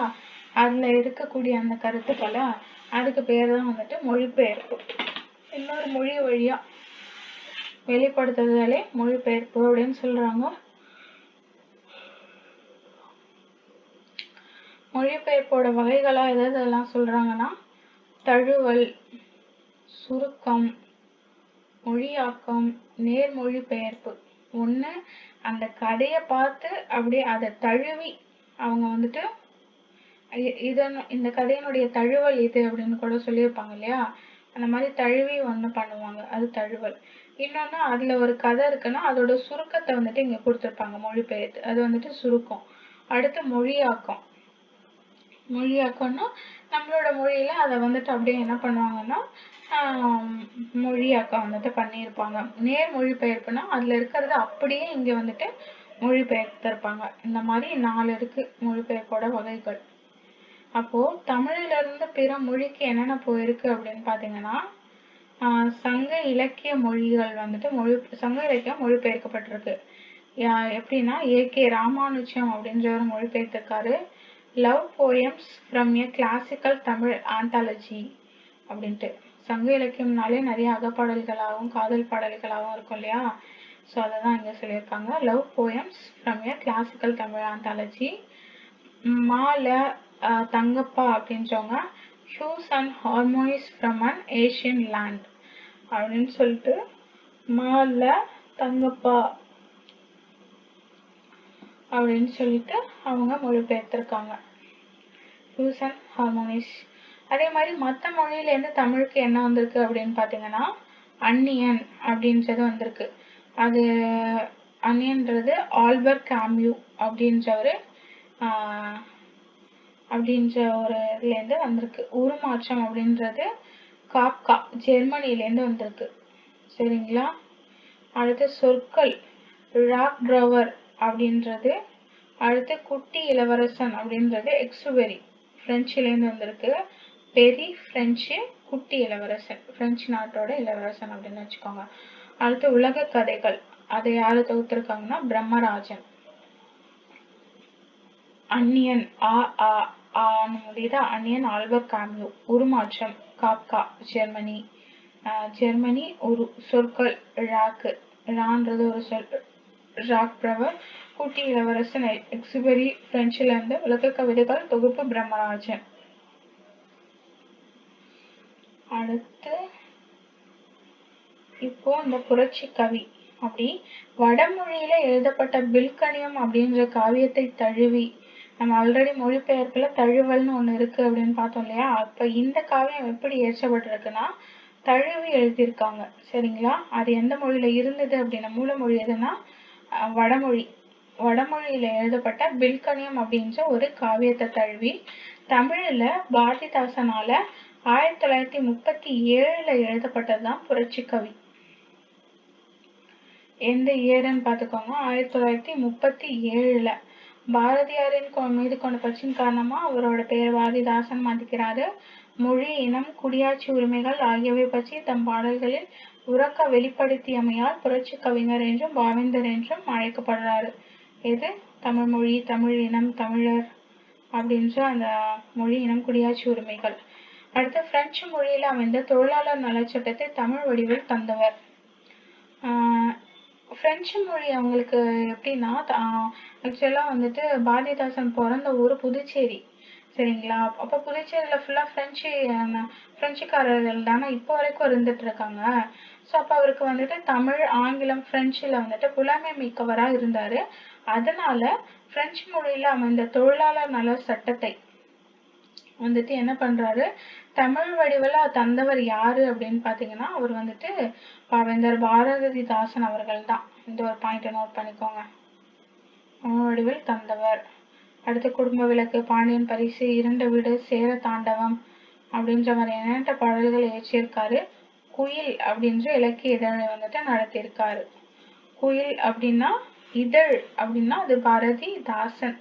குயில் பாட்டுன்னா பாட்டை பாடினது யாரு, பாரதியார். சரிங்களா. இவருடைய பிசாந்திரியா நாடகத்திற்கு சாகித்ய அகாடமி விருது. அடுத்து புதுச்சேரியில வந்துட்டு தமிழ்தாய் வாழ்த்து பாடல எது இருக்குன்னா வாழ்வினில் செம்மையை செய்பவள் நீயே அப்படின்ற பாரதிதாசன் அவர்களுடைய, ஏன்னா அவரோட ஊரு புதுச்சேரி, அவருடைய பாடலை தான் அவங்க தமிழ்தாய் வாழ்த்து பாடலை வச்சிருக்காங்க. வாழ்வினில் செம்மையை செய்பவள் நீயே அப்படின்ற இவருடைய பாடல் தான் புதுவை அரசு தனது தமிழ்தாய் வாழ்த்தா ஏற்றிருக்கு. தமிழக அரசு இவருடைய பெயரால திருச்சியில ஒரு பல்கலைக்கழகம், பாரதிதாசன் பல்கலைக்கழகம்னு பார்த்திருக்கோம் இல்லையா. ஸோ அதுதான் பாரதிதாசன் பல்கலைக்கழகம் திருச்சியில வந்துட்டு இருக்கு. இவ்வளவுதாங்க. இதுதான் வந்துட்டு நம்ம இப்போ 11th புக்ல இருக்கக்கூடிய கண்டென்ட். அடுத்து வந்துட்டு 12th நியூ புக்ல என்னென்ன இருக்கு அப்படின்றத பார்த்துடலாம்.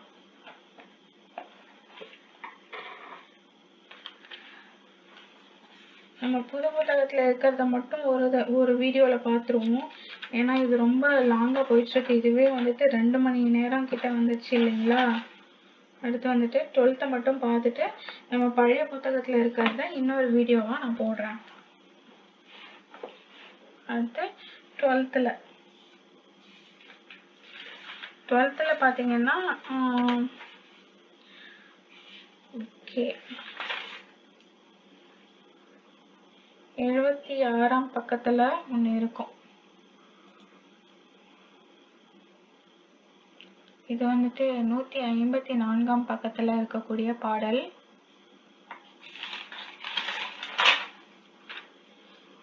நான் ஆல்ரெடி பேஜ் நம்பர் நோட் பண்ணி வச்சிருக்கேன். ஸோ அதை பார்த்து தான் நான் வந்துட்டு எடுக்கிறேன். சரிங்களா. 154 அந்தி இருளால் கருகும் உலகு கண்டேன், அவ்வாறே வான் கண்டேன், திசைகள் கண்டேன். பிந்தியந்த காரிருள்தான் சிரித்ததுண்டோ, பெரும் சிரிப்பின் ஒளி முத்தோ, நிலவே நீதான். சிந்தாமல் சிதறாமல் அழகையெல்லாம் சேகரித்து குளிரேற்றி ஒளியும் ஊட்டி இந்தாவென்றே இயற்கை அன்னை வானில் எழில்வாழ்வை சித்தரித்த வண்ணம் தானோ. இதுக்கு முன்னாடி ஒரு பாடல் பார்த்திருக்கோம். கதிரவன் வந்துட்டு பொங்கியும் பொழிந்தும் மயிர்பிடர் சிலிர்க்கும் மாணிக்க பருதி அப்படின்ற மாதிரி கதிரவனை வந்துட்டு போற்றி ஒரு பாடல் எழுதியிருக்காரா. இப்ப வந்துட்டு பாத்தீங்கன்னா சந்திரனை வாழ்த்தி ஒரு பாடல் எழுதியிருக்காரு. அதை எப்படி எழுதியிருக்காரு பாருங்க. அந்தி இருளால் கருகும் உலகு கண்டேன். அப்ப என்ன ஆயிடுச்சா, அப்படியே அந்தி மாலை நேரம் வந்து அப்படியே இருள் சூழ ஆரம்பிச்சிருச்சு.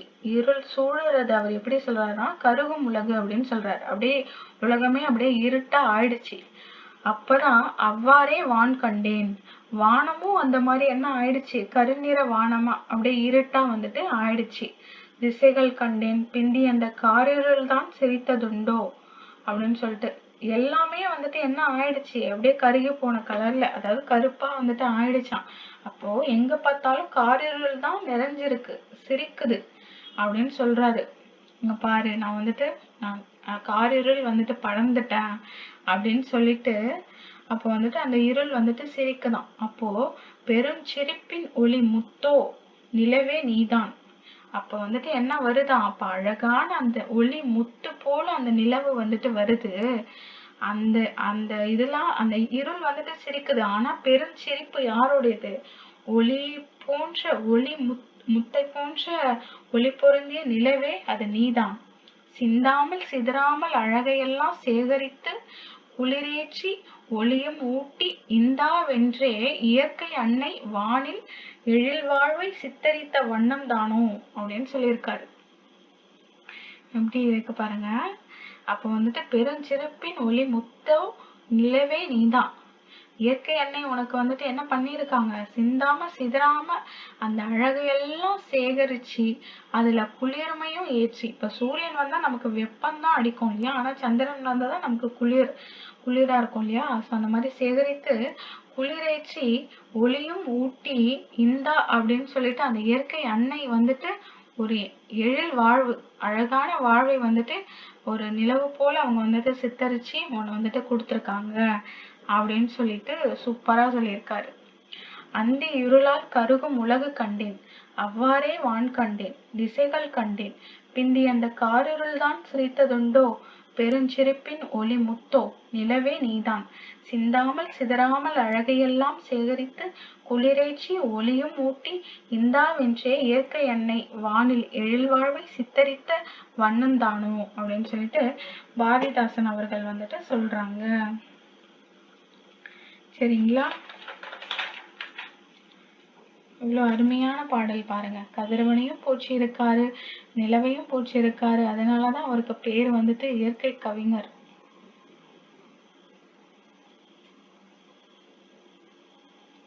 இதுல என்ன சொல்லியிருக்காங்க பாருங்க. பாரதிதாசனுடைய பாடல்கள் 20ஆம் நூற்றாண்டுல எழுதப்பட்ட குறுங்காப்பியம் அல்லது குறுங்காவியம்னு சொல்லுவாங்க. அதுல பிற மொழி தழுவலாகவும் மொழிபெயர்ப்பாகவும் சில இது வந்துட்டு இருக்குது அப்படின்னு சொல்லியிருக்காங்க. இப்போ இந்த இதுல வந்துட்டு பாத்தீங்கன்னா பாரதிதாசனுக்கு பாண்டியன் பரிசு, தமிழச்சியின் கத்தி, இருண்ட வீடு, எதிர்பாராத முத்தம், சஞ்சீவி பர்வதத்தின் சாரல், வீரத்தாய், புரட்சி கவி. ஸோ இந்த இதெல்லாம் வந்துட்டு நோட் பண்ணிக்கோங்க. பாண்டியன் பரிசு, தமிழச்சியின் கத்தி, இருண்ட வீடு, எதிர்பாராத முத்தம், சஞ்சீவி பர்வதத்தின் சாரல், வீரத்தாய், புரட்சி கவி. இப்ப பாத்தீங்கன்னா நமக்கு நூல்கள் தான் வந்துட்டு நிறைய கேட்பாங்க. இதுல எது இவங்க எழுதாத நூலுன்னு கேட்பாங்க, இவங்க எது எழுதின நூலுன்னு கேட்பாங்க. அந்த மாதிரி இருக்கிறப்போ நீங்க என்ன பண்ணுங்கன்னா, ஒரு ரைட்டர் அந்த கவிஞரை எழுதி அவங்களுக்கு கீழே அந்த நூட்கள் எல்லாம் எழுதிடுங்க. எழுதிட்டு நீங்களே வந்துட்டு ஒரு ஷார்ட்கட் போட்டு அதை வந்துட்டு படிச்சுக்கோங்க.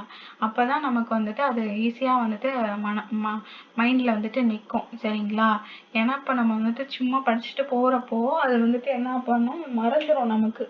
அப்ப வந்துட்டு தெரியாது ஏன்னா இங்கேயும் தமிழ்னு வரும், தமிழச்சி, தமிழர் வாழ்வு, தமிழர் இலக்கியம், தமிழர் வரலாறு, இந்த மாதிரி சொல்லிட்டு நிறைய பேர் அந்த மாதிரிலாம் எழுதியிருக்காங்க. அப்போ நமக்கு வந்துட்டு கன்ஃபியூஸ் ஆகும். அப்போ வந்துட்டு என்ன பண்ணணும்னா இந்த மாதிரி ஒன்று பொதுவாக போட்டு எழுதிடுங்க. எழுதிட்டு அதை நீங்கள் வந்துட்டு ஷார்ட்கட் போட்டு படிச்சுக்கோங்க. சரிங்களா? அடுத்து 107ல் என்ன இருக்குன்னு பார்ப்போம்.